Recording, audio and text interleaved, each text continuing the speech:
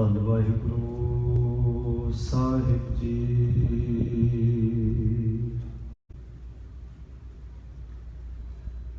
ਇੱਕ ਓੰਕਾਰ ਸਤਿਨਾਮ ਕਰਤਾ ਪੁਰਖ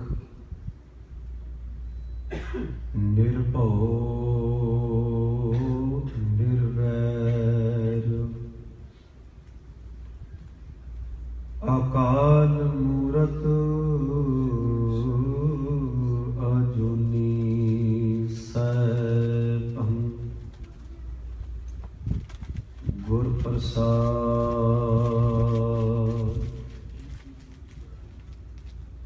ਅਵਰ ਨਾ ਦਿਸੈ ਕਿਸ ਸਲਾਹੀ ਅਵਰ ਨਾ ਦਿਸੈ ਕਿਸ ਸਲਾਹੀ ਤਿਸ ਹੈ ਸ਼ਰੀਕ ਨਾ ਕੋਈ। ਪ੍ਰਣਵਤ ਨਾਨਕ ਦਾਸਨ ਦਾਸਾ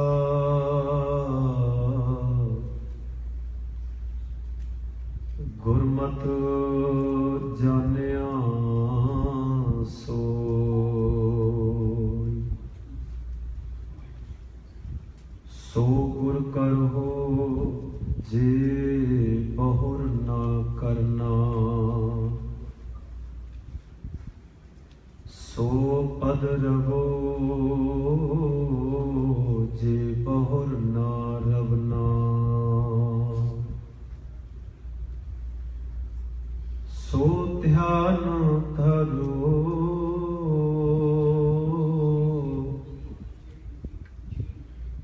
ਜੇ ਬਹੁਰ ਨਾ ਧਰਨਾ। ਐਸੇ ਮਰੋ ਐਸੇ ਮਰੋ ਜੇ ਬਹੁਰ ਨਾ ਮਰਨਾ। ਸ਼ਬਦ ਗੁਰੂ ਸਤਿਗੁਰੂ ਗੁਰੂ ਗ੍ਰੰਥ ਸਾਹਿਬ ਸੱਚੇ ਪਾਤਸ਼ਾਹ ਜੀ ਦੇ ਸਜੇ ਹੋਏ ਪਾਵਨ ਮੁਕੱਦਸ ਦਰਬਾਰ ਦੇ ਵਿੱਚ ਜੁੜ ਬੈਠੇ ਗੁਰੂ ਪਿਆਰੇ ਸਵਾਰੇ ਸਤਸੰਗੀ ਜਨੋਂ, ਆਪ ਸਭਨਾਂ ਨੇ ਸਤਿਕਾਰਯੋਗ ਜਥਿਆਂ ਪਾਸੋਂ ਗੁਰਬਾਣੀ ਸ਼ਬਦ ਕੀਰਤਨ ਬੜੇ ਪਿਆਰ ਇਕਾਗਰਤਾ ਵਿੱਚ ਬੈਠ ਕੇ ਸ਼ਰਵਣ ਕੀਤਾ ਹੈ। ਭਾਈ ਸਾਹਿਬ ਹੋਰੀ ਸ਼ਬਦ ਪੜ੍ਹ ਰਹੇ ਸਨ ਕਿ ਜਿਸ ਵੀ ਮਨੁੱਖ ਦਾ, ਇਨਸਾਨ ਦਾ ਉਹ ਅਕਾਲ ਪੁਰਖ ਵਾਹਿਗੁਰੂ ਆਪ ਮਿੱਤਰ ਬਣ ਜਾਏ, ਜਾ ਕਾ ਮੀਤ ਸਾਜਨ ਹੈ ਸਮੀਆਂ। ਸਮੀਆਂ ਦਾ ਅਰਥ ਹੁੰਦਾ ਸਮੀਪ ਰਹਿਣ ਵਾਲਾ, ਜਿਹੜਾ ਵਿਆਕੁਲ ਵੀ ਹੈ, ਹਰ ਥਾਂ ਤੇ ਹੈ, ਰਮਿਆ ਹੋਇਆ ਹੈ, ਪਰ ਜਿਹਦਾ ਉਮੀਦ ਬਣ ਕੇ ਨਜ਼ਦੀਕ ਹੁੰਦਾ ਹੈ। ਤਿਸ ਜਨ ਕਹੋ ਕਹੋ ਕਾਕੀ ਕਮੀਆਂ। ਉਸ ਨੂੰ ਕਦੀ ਵੀ ਆਪਣੇ ਜੀਵਨ ਦੇ ਵਿੱਚ ਘਾਟ ਮਹਿਸੂਸ ਨਹੀਂ ਹੁੰਦੀ। ਆਪਣੇ ਆਪ ਵਿੱਚ ਇਕੱਲਾਪਨ, ਹੌਲਾਪਨ ਜਾਂ ਅਧੂਰਾਪਨ ਮਹਿਸੂਸ ਨਹੀਂ ਹੁੰਦਾ। ਜੇ ਉਹਨੂੰ ਇਹ ਮਹਿਸੂਸ ਹੁੰਦਾ ਹੈ ਕਿ ਉਹ ਮਾਲਕ ਵਾਹਿਗੁਰੂ ਮੇਰਾ ਮਿੱਤਰ ਹੈ। ਮਿੱਤਰ ਦਾ ਅਰਥ ਹੁੰਦਾ ਹੈ ਮਿੱਤਰ, ਦੋਸਤ, ਫਰੈਂਡ। ਜਿਹਨੇ ਇਹੋ ਜਿਹੀ ਰਿਲੇਸ਼ਨਸ਼ਿਪ ਗੱਢ ਲਈ ਉਹਦੇ ਨਾਲ, ਇਹੋ ਜਿਹਾ ਰਿਸ਼ਤਾ ਤਿਆਰ ਕਰ ਲਿਆ, ਉਹਨੂੰ ਆਪਣਾ ਮਿੱਤਰ ਸਮਝਦਾ ਹੈ। ਉਹਨੂੰ ਫਿਰ ਕਿਸੇ ਦੇ ਅੱਗੇ ਹੱਥ ਅੱਡਣ ਦੀ ਲੋੜ ਨਹੀਂ ਪੈਂਦੀ। ਉਸ ਨੂੰ ਅਕਾਲ ਪੁਰਖ ਵਾਹਿਗੁਰੂ ਇੱਕ ਆਪਣਾ ਹਮਦਰਦ, ਮਦਦਗਾਰ, ਇੱਕ ਮਿੱਤਰ ਸਾਬਤ ਹੁੰਦਾ ਨਜ਼ਰ ਆਉਂਦਾ ਹੈ। ਜੀਵਨ ਸਫ਼ਰ ਤੈਅ ਕਰਦਿਆਂ ਹੋਇਆਂ ਜਦੋਂ ਉਹਨੂੰ ਕਿਸੇ ਵੀ ਚੀਜ਼ ਦੀ ਲੋੜ ਮਹਿਸੂਸ ਹੋਵੇ, ਆਸਰਾ ਚੱਲੇ, ਆਸਰਾ ਮਹਿਸੂਸ ਕਰੇ, ਆਧਾਰ ਟੇਕ ਚਾਹੀਦੀ ਹੋਵੇ, ਤੇ ਉਹ ਆਪਣੇ ਮਿੱਤਰ ਦੇ ਅੱਗੇ ਜਾ ਕੇ ਗੱਲ ਰੱਖਦਾ ਹੈ। ਜਿਵੇਂ ਅਸੀਂ ਆਮ ਆਪਣੇ ਦੁਨਿਆਵੀ ਤੌਰ ਤੇ ਮਿੱਤਰ ਬਣਾਉਂਦੇ ਆ, ਰਿਸ਼ਤੇਦਾਰ ਹੁੰਦਿਆਂ ਦੇ ਬਾਵਜੂਦ ਵੀ ਅਸੀਂ ਦੋਸਤ ਮਿੱਤਰ ਆਮ ਹੀ ਸਮਾਜ ਦੇ ਵਿੱਚ ਆਪਣੇ ਜੀਵਨ ਨਾਲ ਜੋੜਦੇ ਹਾਂ, ਔਰ ਕਈ ਵਾਰੀ ਤੇ ਸਾਡੇ ਨਾਲ ਇੰਨਾ ਧੋਖਾ ਹੋ ਜਾਂਦਾ ਉਸ ਮਿੱਤਰ ਦੇ ਨਾਂ ਥੱਲੇ। ਅਜੇ ਸਾਡੇ ਕੋਲ ਸਾਡੀਆਂ ਬਾਹਾਂ ਹੁੰਦੀਆਂ ਨੇ ਜਿਨ੍ਹਾਂ ਨੂੰ ਅਸੀਂ ਭਰਾ ਕਹਿੰਦੇ ਆ। ਆਪਣੇ ਲੋਕ ਭਰਾਵਾਂ ਨੂੰ ਆਪਣੀਆਂ ਬਾਹਾਂ ਆਖਦੇ ਨੇ। ਸਾਡੇ ਕੋਲ ਮਾਤਾ ਪਿਤਾ ਭੈਣ ਭਰਾ ਰਿਸ਼ਤੇਦਾਰ ਸਾਰੇ ਹੋਣ ਦੇ ਬਾਵਜੂਦ ਵੀ ਅਸੀਂ ਮਿੱਤਰ ਕਿਉਂ ਬਣਾਉਂਦੇ ਆ? ਇਸ ਕਰਕੇ ਕਿ ਮੈਂ ਆਪਣੇ ਦਿਲ ਦੀ ਗੱਲ ਹੋ ਸਕਦਾ ਮੈਂ ਆਪਣੇ ਭਰਾ ਅੱਗੇ, ਆਪਣੇ ਪਿਤਾ ਅੱਗੇ, ਮਾਂ ਅੱਗੇ ਨਾ ਰੱਖ ਸਕਾਂ, ਤੇ ਆਪਣੇ ਮਿੱਤਰ ਨੂੰ ਫੋਨ ਚੱਕ ਕੇ ਕਵਾਂ ਕਿ ਆਹ ਗੱਲ ਹੈ, ਮੇਰੇ ਮਨ ਤੇ ਆਹ ਬੋਝ ਹੈ, ਮੈਂ ਫਲਾਣੀ ਚੀਜ਼ ਵਿੱਚ ਫਸ ਗਿਆ ਹਾਂ ਜੋ ਮੈਂ ਆਪਣੇ ਹੋ ਸਕਦਾ ਪਿਤਾ ਨੂੰ ਦੱਸ ਸਕਾਂ, ਬੱਚਿਆਂ ਨੂੰ ਨਾ ਦੱਸ ਸਕਾਂ। ਉਹ ਬੋਝ ਮੇਰਾ ਤੂੰ ਹਲਕਾ ਕਰ। ਅਸੀਂ ਇਸ ਕਰਕੇ ਮਿੱਤਰ ਬਣਾਉਂਦੇ ਆ ਕਿ ਉਹ ਦੁੱਖ ਸੁੱਖ ਵੇਲੇ, ਪਰੇਸ਼ਾਨੀਆਂ ਵੇਲੇ, ਉਤਰਾਅ ਚੜਾਅ ਵੇਲੇ ਸਾਡੇ ਕੋਲ ਹੋਣ, ਸਲਾਹ ਮਸ਼ਵਰੇ ਦੇਣ, ਸਾਡਾ ਇਕੱਲਾਪਨ ਦੂਰ ਕਰਨ। ਪਰ ਗੁਰੂ ਗ੍ਰੰਥ ਸਾਹਿਬ ਦੀ ਬਾਣੀ ਵਿੱਚ ਗੁਰੂ ਨੇ ਆਖਿਆ ਕਿ ਮਿੱਤਰ ਬਣਾਉਣ ਲੱਗਿਆਂ ਵੀ ਬੜੀ ਸੁਚੇਤਤਾ ਚਾਹੀਦੀ ਹੁੰਦੀ ਹੈ। ਭਰਾ ਬਣਾਉਣ ਲੱਗਿਆਂ, ਭੈਣ ਭਰਾ ਬਣਾਉਣ ਲੱਗਿਆਂ ਚੁਆਇਸ ਨਹੀਂ ਮਾਲਕ ਨੇ ਦਿੱਤੀ ਕਿ ਤੁਸੀਂ ਭਰਾ ਕਿਹੋ ਜਿਹਾ ਚਾਹੁੰਦੇ ਹੋ। ਤੁਹਾਡੀ ਚੁਆਇਸ ਵਿੱਚ ਤੁਹਾਡੀ ਭੈਣ, ਮਾਤਾ ਪਿਤਾ ਇਹ ਆਪਸ਼ਨਲੀ ਰਿਸ਼ਤੇਦਾਰ ਨਹੀਂ ਹੈ, ਇਹ ਚੁਣਿੰਦੇ ਰਿਸ਼ਤੇਦਾਰ ਨਹੀਂ ਹੁੰਦੇ, ਇਹ ਬਣ ਗਏ ਨੇ। ਇਹਨੂੰ ਬਾਣੀ ਸੰਜੋਗ ਕਹਿੰਦੀ ਹੈ। ਇੱਕ ਘਟਨਾ ਵਾਪਰੀ, ਸੰਜੋਗ ਹੋਇਆ ਤਾਂ ਮਿਲ ਗਏ। ਪਰ ਜਿਹੜੀ ਮਿੱਤਰਤਾ ਹੁੰਦੀ ਹੈ ਨਾ, ਖਾਸ ਕਰਕੇ ਫਰੈਂਡਸ਼ਿਪ ਹੁੰਦੀ ਹੈ, ਮਿੱਤਰ ਬਣਾਉਣਾ ਹੁੰਦਾ, ਉੱਥੇ ਚੁਆਇਸ ਹੁੰਦੀ ਹੈ। ਬਹੁਤ ਵੱਡਾ ਸਮਾਜ ਹੈ, ਸੰਸਾਰ ਹੈ, ਅਸੀਂ ਸਾਰਿਆਂ ਨੂੰ ਨਹੀਂ ਮਿੱਤਰ ਆਖਦੇ। ਖਾਸ ਕਿਸੇ ਵਿਰਲੇ ਨੂੰ ਅਸੀਂ ਕਹਿੰਦੇ ਜੀ ਇਹੀ ਮੇਰਾ ਮਿੱਤਰ ਹੈ, ਔਰ ਬੜਾ ਨਜ਼ਦੀਕੀ ਮਿੱਤਰ ਹੈ, ਬੜਾ ਪਿਆਰ ਵਾਲਾ ਹੈ। ਅਸੀਂ ਆਖਦੇ ਨਾ ਇਹ ਮੇਰਾ ਬੈਸਟ ਹੈ, ਇਹ ਮੇਰਾ ਬੈਸਟ ਫਰੈਂਡ ਹੈ। ਕਿਉਂ ਕਹਿੰਦੇ ਆ? ਕਿਉਂਕਿ ਚੁਆਇਸ ਵਿੱਚ ਲਿਆ ਹੈ, ਚੋਣ ਕਰਕੇ ਲਿਆ, ਤੇ ਅਸੀਂ ਮੋਹਰ ਲਾਉਂਦੇ ਆ ਜੀ ਮੇਰਾ ਬੜਾ ਨਜ਼ਦੀਕੀ ਪਿਆਰ ਵਾਲਾ, ਭਰੋਸੇ ਵਾਲਾ ਹੈ। ਗੁਰੂ ਗ੍ਰੰਥ ਸਾਹਿਬ ਸੱਚੇ ਪਾਤਸ਼ਾਹ ਨੇ ਕੋਈ ਅਜਿਹਾ ਵਿਸ਼ਾ ਨਹੀਂ ਛੱਡਿਆ ਕਿ ਜਿਹਦੇ ਨਾਲ ਸਾਨੂੰ ਇਹ ਲੱਗੇ ਜੀ ਆਹ ਗੱਲ ਚੁਣ ਲੱਗਿਆ, ਹੁਣ ਮੈਂ ਕਿਤੋਂ ਪੁੱਛਾਂ ਜਾ ਕੇ। ਉੱਥੋਂ ਵੀ ਗੁਰੂ ਗ੍ਰੰਥ ਸਾਹਿਬ ਪਾਤਸ਼ਾਹ ਨੇ ਸਾਨੂੰ ਉਹ ਚਸ਼ਮਾ ਦੇਣਾ ਹੈ, ਉਹ ਨਿਗਾਹ ਦੇਣੀ ਹੈ ਕਿ ਧੋਖਾ ਨਾ ਖਾ ਜੇ ਕਿਤੇ। ਕਿਉਂਕਿ ਕਈ ਵਾਰੀ ਮਿੱਤਰ ਕਹਾਉਣ ਵਾਲੇ ਜਿਹੜੇ ਨੇ ਉਹ ਆਰੰਭ ਵਿੱਚ ਬੜੇ ਦਾਅਵੇ ਕਰਦੇ ਨੇ, ਇਹ ਆਖਣਗੇ ਮੈਂ ਆਪਣੀ ਜਾਨ ਤੱਕ ਕੁਰਬਾਨ ਕਰ ਦਾਂਗਾ, ਇੱਕ ਆਵਾਜ਼ ਮਾਰੇ ਮੈਂ ਅਸਮਾਨ ਧਰਤੀ ਤੇ ਲੈ ਆਵਾਂਗਾ, ਇਉਂ ਕਰ ਦਾਂਗਾ, ਉਹ ਕਰ ਦਾਂਗਾ। ਕਈ ਵਾਰੀ ਗੱਲਾਂ ਕਰਨ ਵਾਲੇ ਮਿੱਤਰ ਬਹੁਤ ਹੋ ਜਾਂਦੇ ਨੇ, ਪਰ ਜਦੋਂ ਲੋੜ ਪਵੇ, ਸਹਾਰੇ ਦੀ ਗੱਲ ਆਵੇ, ਉਦੋਂ ਸਭ ਤੋਂ ਪਹਿਲੇ ਉਹੀ ਬਾਹਾਂ ਖੜੀਆਂ ਕਰਕੇ ਦੌੜ ਜਾਂਦੇ ਨੇ, ਪਿੱਠ ਕਰ ਦਿੰਦੇ ਨੇ। ਮਿੱਤਰ ਖੜੇ ਨਾਲ ਸਾਬਤ ਨਹੀਂ ਹੁੰਦੇ। ਤੇ ਗੁਰੂ ਦੇਵ ਪਾਤਸ਼ਾਹ ਨੇ ਸਾਨੂੰ ਇਹ ਗੱਲ ਸਮਝਾਈ। ਗੁਰੂ ਕਹਿੰਦੇ ਨੇ ਚੰਗਾ ਮਿੱਤਰ ਕੌਣ ਹੁੰਦਾ ਹੈ? ਧਿਆਨ ਦਿਓ ਜੀ, ਕਿਉਂਕਿ ਕੀਰਤਨ ਵਿੱਚ ਚੱਲਿਆ ਸੀ, ਇੱਥੋਂ ਹੀ ਆਪਾਂ ਗੱਲ ਸਾਂਝੀ ਕਰਕੇ ਲੜੀ ਤੋੜਾਂਗੇ।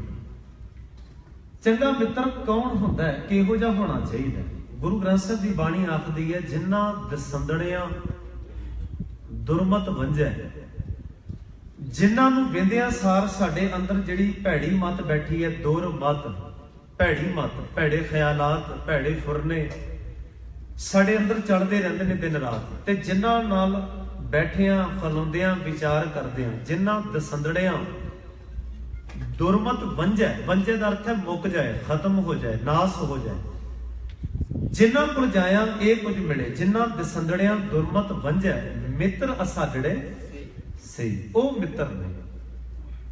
ਜਿਹਦੇ ਕੋਲ ਬੈਠਿਆਂ ਹੋਰ ਨਸ਼ਾ ਵਧੇਕ ਚੜ ਜਾਏ ਤੇ ਮੈਨੂੰ ਮਾਫ ਕਰਿਓ, ਮਿੱਤਰ ਨਹੀਂ, ਉਹ ਤਾਂ ਦੁਸ਼ਮਣਾਂ ਨਾਲੋਂ ਵੀ ਭੈੜਾ ਹੈ ਕਿਤੇ।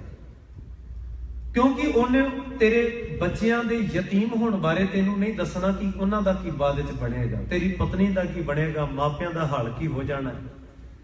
ਉਹਨੇ ਮਨਾ ਨਹੀਂ ਕਰਨਾ। ਔਰ ਅਸੀਂ ਕਈ ਵਾਰੀ ਇਹੋ ਜਿਹੇ ਨੂੰ ਕਹਿੰਦੇ ਆ ਜੀ ਮੇਰੇ ਫਰੈਂਡ ਹੀ ਨੇ, ਮੇਰਾ ਫਰੈਂਡ ਸਰਕਲ ਹੈ ਸਾਰਾ। ਬਾਣੀ ਤਾਂ ਕਹਿੰਦੀ ਹੈ ਇਹ ਤਾਂ ਕਈ ਵਾਰੀ ਹੋਰ ਗੁਨਾਹਾਂ ਦੀਆਂ ਪੰਡਾਂ ਸਿਰ ਤੇ ਵਾਰੀ-ਵਾਰੀ ਚੱਕ ਕੇ ਰੱਖ ਰਹੇ ਹੁੰਦੇ ਨੇ। ਲੋਕ ਆਪਣਾ ਕੀ ਬੰਨੇ ਗੰਠੜੀ, ਗੁਣ ਨਾ ਬਿਹਾਜੈ ਕੋਈ ਮੈਨੂੰ ਗੁਣ ਦੇਣ ਵਾਲਾ ਹੀ ਨਹੀਂ ਲੱਭਦਾ। ਸਾਰੇ ਭਾਰ ਹੀ ਮੇਰੇ ਤੇ ਰੱਖੀ ਜਾਂਦੇ ਨੇ ਤੇ ਮੈਂ ਐਡਾ ਭਾਰ ਚੁੱਕ ਕੇ ਡੁੱਬਾਂਗਾ ਹੀ ਡੁੱਬਾਂਗਾ। ਤੇ ਬਾਣੀ ਤਾਂ ਕਹਿੰਦੀ ਨੇ ਹਰ ਹੋਏ ਤਿਰ ਗਏ ਡੁੱਬੇ ਜਿਨ ਸਿਰ, ਭਾਰ ਜਿਨ੍ਹਾਂ ਨੇ ਲੱਦਿਆ ਉਹ ਡੁੱਬਣਗੇ ਡੁੱਬਣਗੇ। ਤੇ ਇਸ ਕਰਕੇ ਜਿਨ੍ਹਾਂ ਦਰਸੰਦੜਿਆਂ ਦੁਰਮਤ ਵੰਝੈ, ਮਿੱਤਰ ਅਸਾਡੜੇ ਸਹੀ, ਉਹ ਵਿਰਲੇ ਨੇ, ਵੱਖਰੇ ਹੀ ਨੇ ਜਿਨ੍ਹਾਂ ਕੋਲ ਬੈਠਿਆਂ ਭੈੜੀ ਮਤ ਖਤਮ ਹੋ ਜਾਏ, ਉਹ ਮਿੱਤਰ ਹੁੰਦੇ ਨੇ। ਹੁਣ ਕਈ ਵਾਰੀ ਸਾਸਕ ਜੀਵਨ ਵਿੱਚ ਤੁਸੀਂ ਵੇਖਿਆ ਹੋਏਗਾ, ਸਾਡੇ ਆਪਣੇ ਜੀਵਨ ਵਿੱਚ ਕੁਝ ਕਮੀ ਹੋਵੇ ਨਾ, ਘਾਟ ਹੋਵੇ, ਤੇ ਕੋਈ ਵੀ ਪਿਆਰ ਵਾਲਾ ਨਜ਼ਦੀਕੀ ਉਹ ਸਾਨੂੰ ਆਖੇ ਕਿ ਆਹ ਕੰਮ ਤੂੰ ਗਲਤ ਕਰ ਰਿਹਾ ਹੈ, ਸਾਡੀ ਕੁਤਾਹੀ ਸਾਨੂੰ ਯਾਦ ਕਰਾ ਦੇਵੇ, ਗਲਤੀ ਚਿਤਾਰ ਦੇਵੇ, ਔਰ ਅਸੀਂ ਕਈ ਵਾਰੀ ਆਪਣੀ ਹੀਣ ਭਾਵਨਾ ਸਮਝਦੇ ਹਾਂ ਕਿ ਇਹਨੇ ਮੈਨੂੰ ਟੋਕਿਆ ਕਿਉਂ, ਮੈਨੂੰ ਆਖਿਆ ਕਿਉਂ, ਮੈਨੂੰ ਮਾੜਾ ਕਿਉਂ ਆਖਿਆ। ਪਰ ਬਾਣੀ ਤਾਂ ਕਹਿੰਦੀ ਜੇ ਉਹਨੇ ਤੇਰੀ ਗਲਤੀ ਨੂੰ, ਤੇਰੇ ਗੁਨਾਹ ਨੂੰ, ਤੇਰੇ ਐਬ ਨੂੰ ਤੇਰੇ ਮੋਹਰੇ ਲਿਆ ਕੇ ਰੱਖਿਆ ਤਾਂ ਕਿ ਦੂਰ ਹੋ ਜਾਏ ਉਹ ਚੀਜ਼ ਤੇਰੇ ਕੋਲੋਂ, ਉਹ ਤਾਂ ਮਿੱਤਰ ਹੈ ਤੇਰਾ। ਸਾਡੇ ਸਾਹਮਣੇ ਤੇ ਕੋਈ ਸੱਚ ਬੋਲ ਦੇਵੇ ਨਾ ਤੇ ਹੋਵੇ ਉਹ ਬਿਲਕੁਲ ਨਿਰੋਲ ਸੱਚ ਤੇ ਸਾਡੇ ਭਲੇ ਵਾਸਤੇ ਹੀ ਆਖਿਆ ਗਿਆ ਹੋਵੇ, ਅਸੀਂ ਕਈ ਵਾਰੀ ਬੁਰਾ ਹੀ ਬਣਾ ਲੈਂਦੇ ਉਸ ਸੱਚਿਆਰ ਦਾ, ਅਸੀਂ ਦੁੱਖ ਹੀ ਜਾਂਦੇ ਹਾਂ, ਉਹ ਤਾਂ ਮਿੱਤਰ ਹੈ ਸਾਡਾ। ਤੇ ਗੁਰੂ ਸਾਹਿਬ ਇੱਥੇ ਕਹਿੰਦੇ ਨੇ ਜਾ ਕਾ ਮੀਤ, ਜਿਸ ਵੀ ਬੰਦੇ ਦਾ, ਇਨਸਾਨ ਦਾ, ਜੀਵ ਦਾ ਅਕਾਲ ਪੁਰਖ ਹੀ ਮਿੱਤਰ ਬਣ ਜਾਏ, ਉਹ ਫਰੈਂਡ ਬਣ ਜਾਏ। ਜਾ ਕਾ ਮੀਤ ਸਾਜਨ ਹੈ ਸਮੀਆਂ, ਉਹ ਸਾਜਨ ਸਮੀਪ ਬਣ ਜਾਏ, ਨੇੜੇ ਬਣ ਜਾਏ। ਤਿਸ ਜਨ ਕੋ ਕਹੋ ਕਾਹੀ ਕਮੀਆਂ, ਉਹਨੂੰ ਕਾਹਦੀ ਕਮੀ। ਹੁਣ ਜਿਹਨੂੰ ਇਹ ਆਖਿਆ ਜਾ ਰਿਹਾ ਕਿ ਉਹ ਮੀਤ ਸੱਜਣ ਉਹਦਾ ਮਿੱਤਰ ਬਣ ਜਾਏ, ਉਹ ਰਹਿੰਦਾ ਕਿੱਥੇ ਹੈ? ਉਹ ਜੀਆਂ 'ਚ ਹੀ ਰਹਿੰਦਾ, ਇਨਸਾਨਾਂ 'ਚ ਹੀ ਰਹਿੰਦਾ। ਹੁਣ ਇਸ ਤਰ੍ਹਾਂ ਤੇ ਹੈ ਨਹੀਂ ਕਿ ਅਸੀਂ ਵੱਖਰਾ ਰੱਬ ਆਪਣਾ ਮਿੱਤਰ ਬਣਾਈਏ ਤੇ ਸਾਰਿਆਂ 'ਚ ਰਹਿੰਦਾ।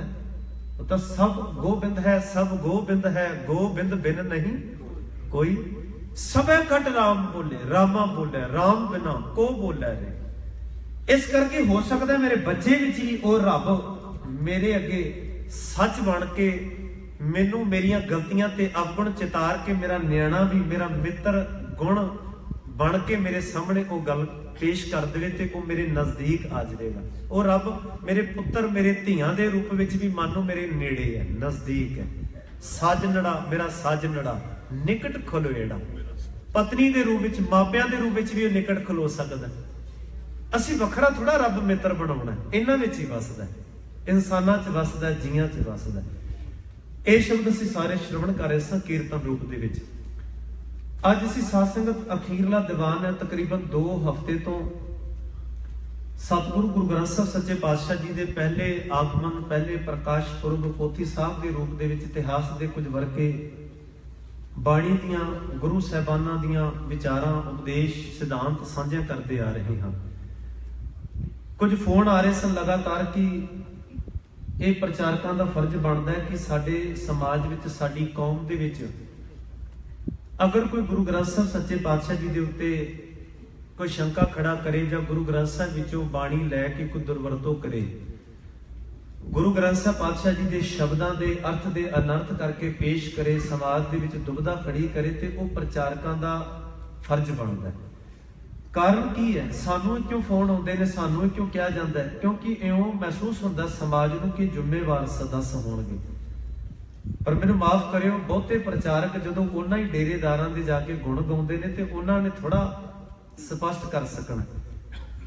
ਜਿਹੜੇ ਉੱਥੇ ਜਾ ਕੇ ਹੀ ਕੀਰਤਨ ਕਰਨਗੇ, ਵਿਆਖਿਆ ਕਰਨਗੇ, ਉਹਨਾਂ ਦੇ ਗੀਤ ਗਾਉਣਗੇ, ਉਹ ਮੁੜ ਕੇ ਕੀ ਕਹਿ ਸਕਣਗੇ ਜੀ ਇਹ ਗਲਤ ਕਹਿ ਰਹੇ ਨੇ। ਸੋ ਅਸੀਂ ਇਸ ਕਰਕੇ ਚੁੱਪ ਧਾਰਨ ਕਰ ਲੈਂਦੇ ਹਾਂ।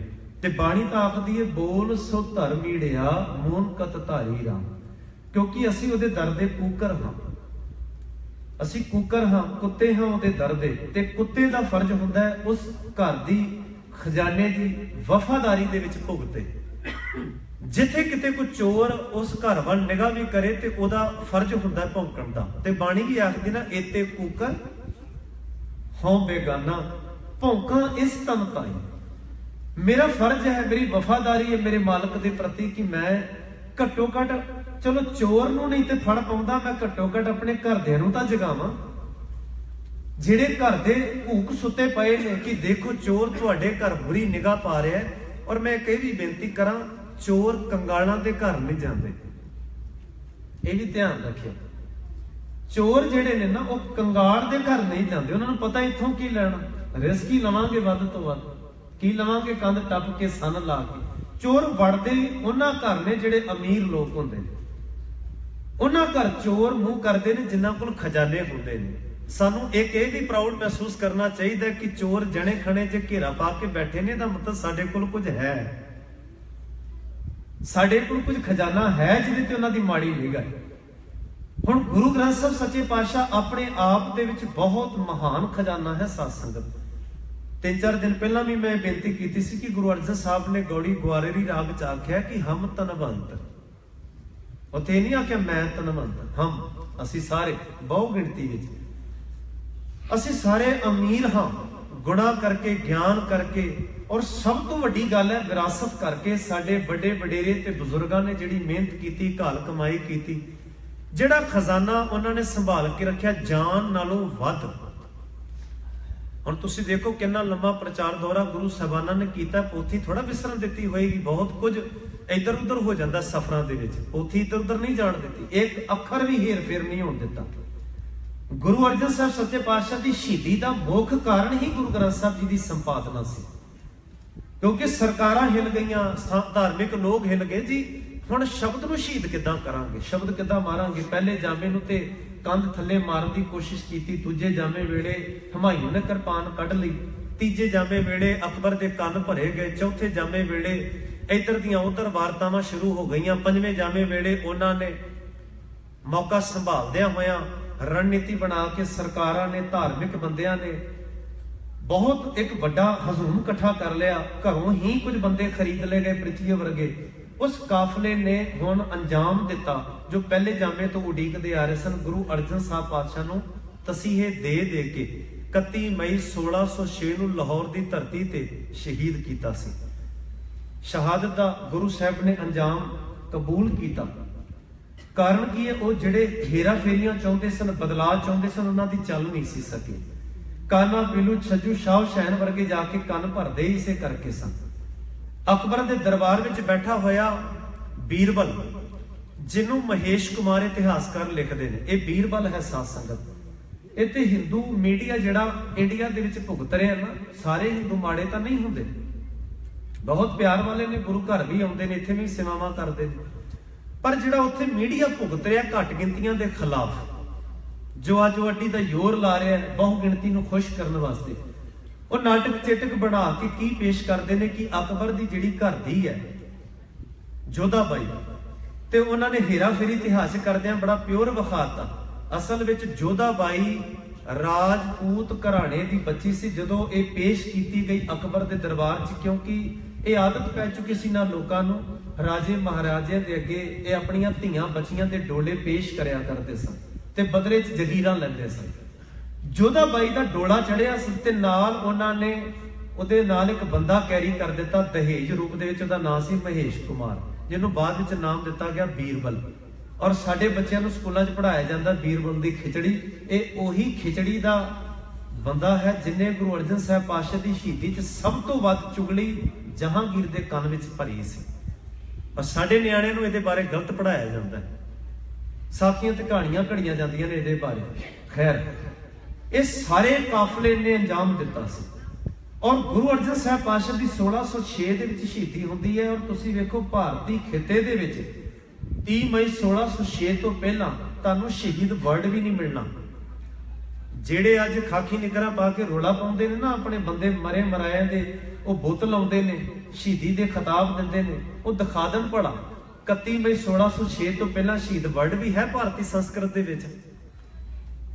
ਆਖਿਰ ਕਿਸੇ ਨੇ ਇਨਸਾਨਾਂ ਦੇ ਹੱਕਾਂ ਤੇ ਹਕੂਕਾਂ ਲਈ ਕੁਰਬਾਨੀ ਦਿੱਤੀ ਹੋਵੇ, ਦਿਖਾਓ ਤਾਂ ਸਹੀ ਆਪਣੀ ਲਿਸਟ ਹੈ ਕਿੱਥੇ ਹੈ। ਉੱਥੇ ਬਲੀ ਪ੍ਰਥਾ ਹੈ। ਇਸਲਾਮ ਧਰਮ ਦੇ ਵਿੱਚ ਵੀ ਉਹ ਬੱਕਰਿਆਂ ਦੀ ਬਲੀਆਂ ਦਿੰਦੇ ਨੇ, ਫਲਾਣੀ ਬਲੀਆਂ ਦਿੰਦੇ ਨੇ, ਉਹਨਾਂ ਨੂੰ ਕੁਰਬਾਨੀ ਲਫ਼ਜ਼ ਵੀ ਦਿੰਦੇ ਨੇ। ਪਰ ਸ਼ਹੀਦ ਵਰਡ ਜਿਹੜਾ ਨਾ, ਪਹਿਲੀ ਵਾਰ ਅਗਰ ਕਿਸੇ ਨੇ ਪੈਦਾ ਕੀਤਾ, ਜਿਉਂਦਿਆਂ ਕੀਤਾ, ਕਿਸੇ ਨੇ ਸ਼ਹੀਦਾਂ ਦੇ ਸਰਤਾਜ ਦਾ ਮਾਣ ਹਾਸਲ ਕੀਤਾ, ਤੇ 31 ਮਈ 1606 ਚ ਗੁਰੂ ਅਰਜਨ ਸਾਹਿਬ ਸੱਚੇ ਪਾਤਸ਼ਾਹ ਨੇ ਇਹ ਖਜ਼ਾਨਾ ਉਹਨਾਂ ਨੇ ਸਾਡੀ ਝੋਲੀ ਪਾਇਆ। ਬੜੀ ਮਿਹਨਤ ਤੇ ਮਸ਼ੱਕਤ ਤੱਕ 1708 ਤੱਕ ਇਹ ਸਫ਼ਰ ਹੋਇਆ, ਕੋਈ ਛੋਟੀ ਗੱਲ ਥੋੜਾ ਸਾਧ ਸੰਗਤ ਜੀ। ਲਗਾਤਾਰ ਸ਼ਹਾਦਤਾਂ ਹੁੰਦੀਆਂ ਨੇ, ਲਗਾਤਾਰ ਇਹ ਕਾਫਲਾ ਤੁਰਦਾ ਹੈ ਔਰ ਸਰਕਾਰਾਂ ਨਾਲ ਟੱਕਰਾਂ ਲੈਂਦਾ ਹੈ। ਉਸ ਵਕਤ तमाम ਸਮਾਵਾਂ ਮੱਲਣ ਵਾਲੇ, ਧੂਣੀਆਂ ਦਿਖਾਉਣ ਵਾਲੇ, ਜਟਾਧਾਰੀ ਬੇਓੜਕ ਲੋਕ ਤੁਰੇ ਫਿਰਦੇ ਨੇ। ਕਿਸੇ ਬੰਦੇ ਨੂੰ ਤਸੀਹਾ ਨਹੀਂ ਸਰਕਾਰ ਦਿੰਦੀ, ਕਿਸੇ ਨੂੰ ਨਹੀਂ ਮਾਰਦੀ, ਕਿਸੇ ਲਈ ਯਾਰਾ ਨਹੀਂ ਤਿਆਰ ਹੁੰਦਾ। ਚਾਂਦਨੀ ਚੌਕ ਦੇ ਵਿੱਚ ਕੋਈ ਸਵਾਵਾਂ ਨਾਲ ਲਿਪਟਿਆ ਬੰਦਾ ਨਹੀਂ ਦੇਗਾਂ 'ਚ ਬਿਠਾਇਆ ਜਾਂਦਾ। ਇੱਥੇ ਭਾਈ ਮਤੀ ਦਾਸ, ਸਤੀ ਦਾਸ, ਭਾਈ ਦਿਆਲਾ ਹੀ ਕਿਉਂ ਬਲਦੇ? गुरु तेग बहादुर सच्चे पातशाह दे सीस क्यों कलम किया जा रहा? क्योंकि सीधी सरकारां नाल टक्कर लै रहे सन। और मैनूं माफ करियो, असीं कई बारी गुरु ग्रंथ साहिब की हजूरी च भी ये गल ते रोक ला देने जी, राजसी गल्लां इत्थे नहीं करनियां, राजनीति गल्लां नहीं करनियां। जे इत्थे नहीं करनियां तां कित्थे करोगे तुसीं जाके? इत्थे सारियां गल्लां होणीआं चाहीदियां ने। हाँ, गलत राजसी लोकां नूं इत्थे प्रमोट करना, गलत राजसी लोगों को जेडे कौम का घाण कर रहे हो, कौम को वेच के खा जाना चाहते हो, उन्होंने हथे ना चढ़ना, उन्होंने स्टेजां ते ना खड़े करना, ये साडी पहरेदारी होनी चाहिए सारिਆਂ ਦੀ। पर राजसी सोच ते रोक नहीं लानी चाहिए गुरु ग्रंथ साहिब की हजूरी च। क्यों? क्योंकि गुरु ग्रंथ साहिब की बाणी कहती है, नानक राज चलाया सच कोट सताणी नीमद है। किवें गुरु ने वो राज स्थापित किया? 1708 ਵਿੱਚ गुरु साहब ने गुरु ग्रंथ साहब ਨੂੰ ਗੁਰਿਆਈ ਦਿੱਤੀ और बाबा बंदा सिंह बहादुर ਨੂੰ एक मैप दिता कि जाके ਤੁਸੀਂ ਕਿਵੇਂ राज स्थापित करना है। ਜਿਹੜੇ लोग लताड़े जा रहे ने, गुलाम बनाए जा रहे हैं, उन्होंने किवें हक दिवाउणा है।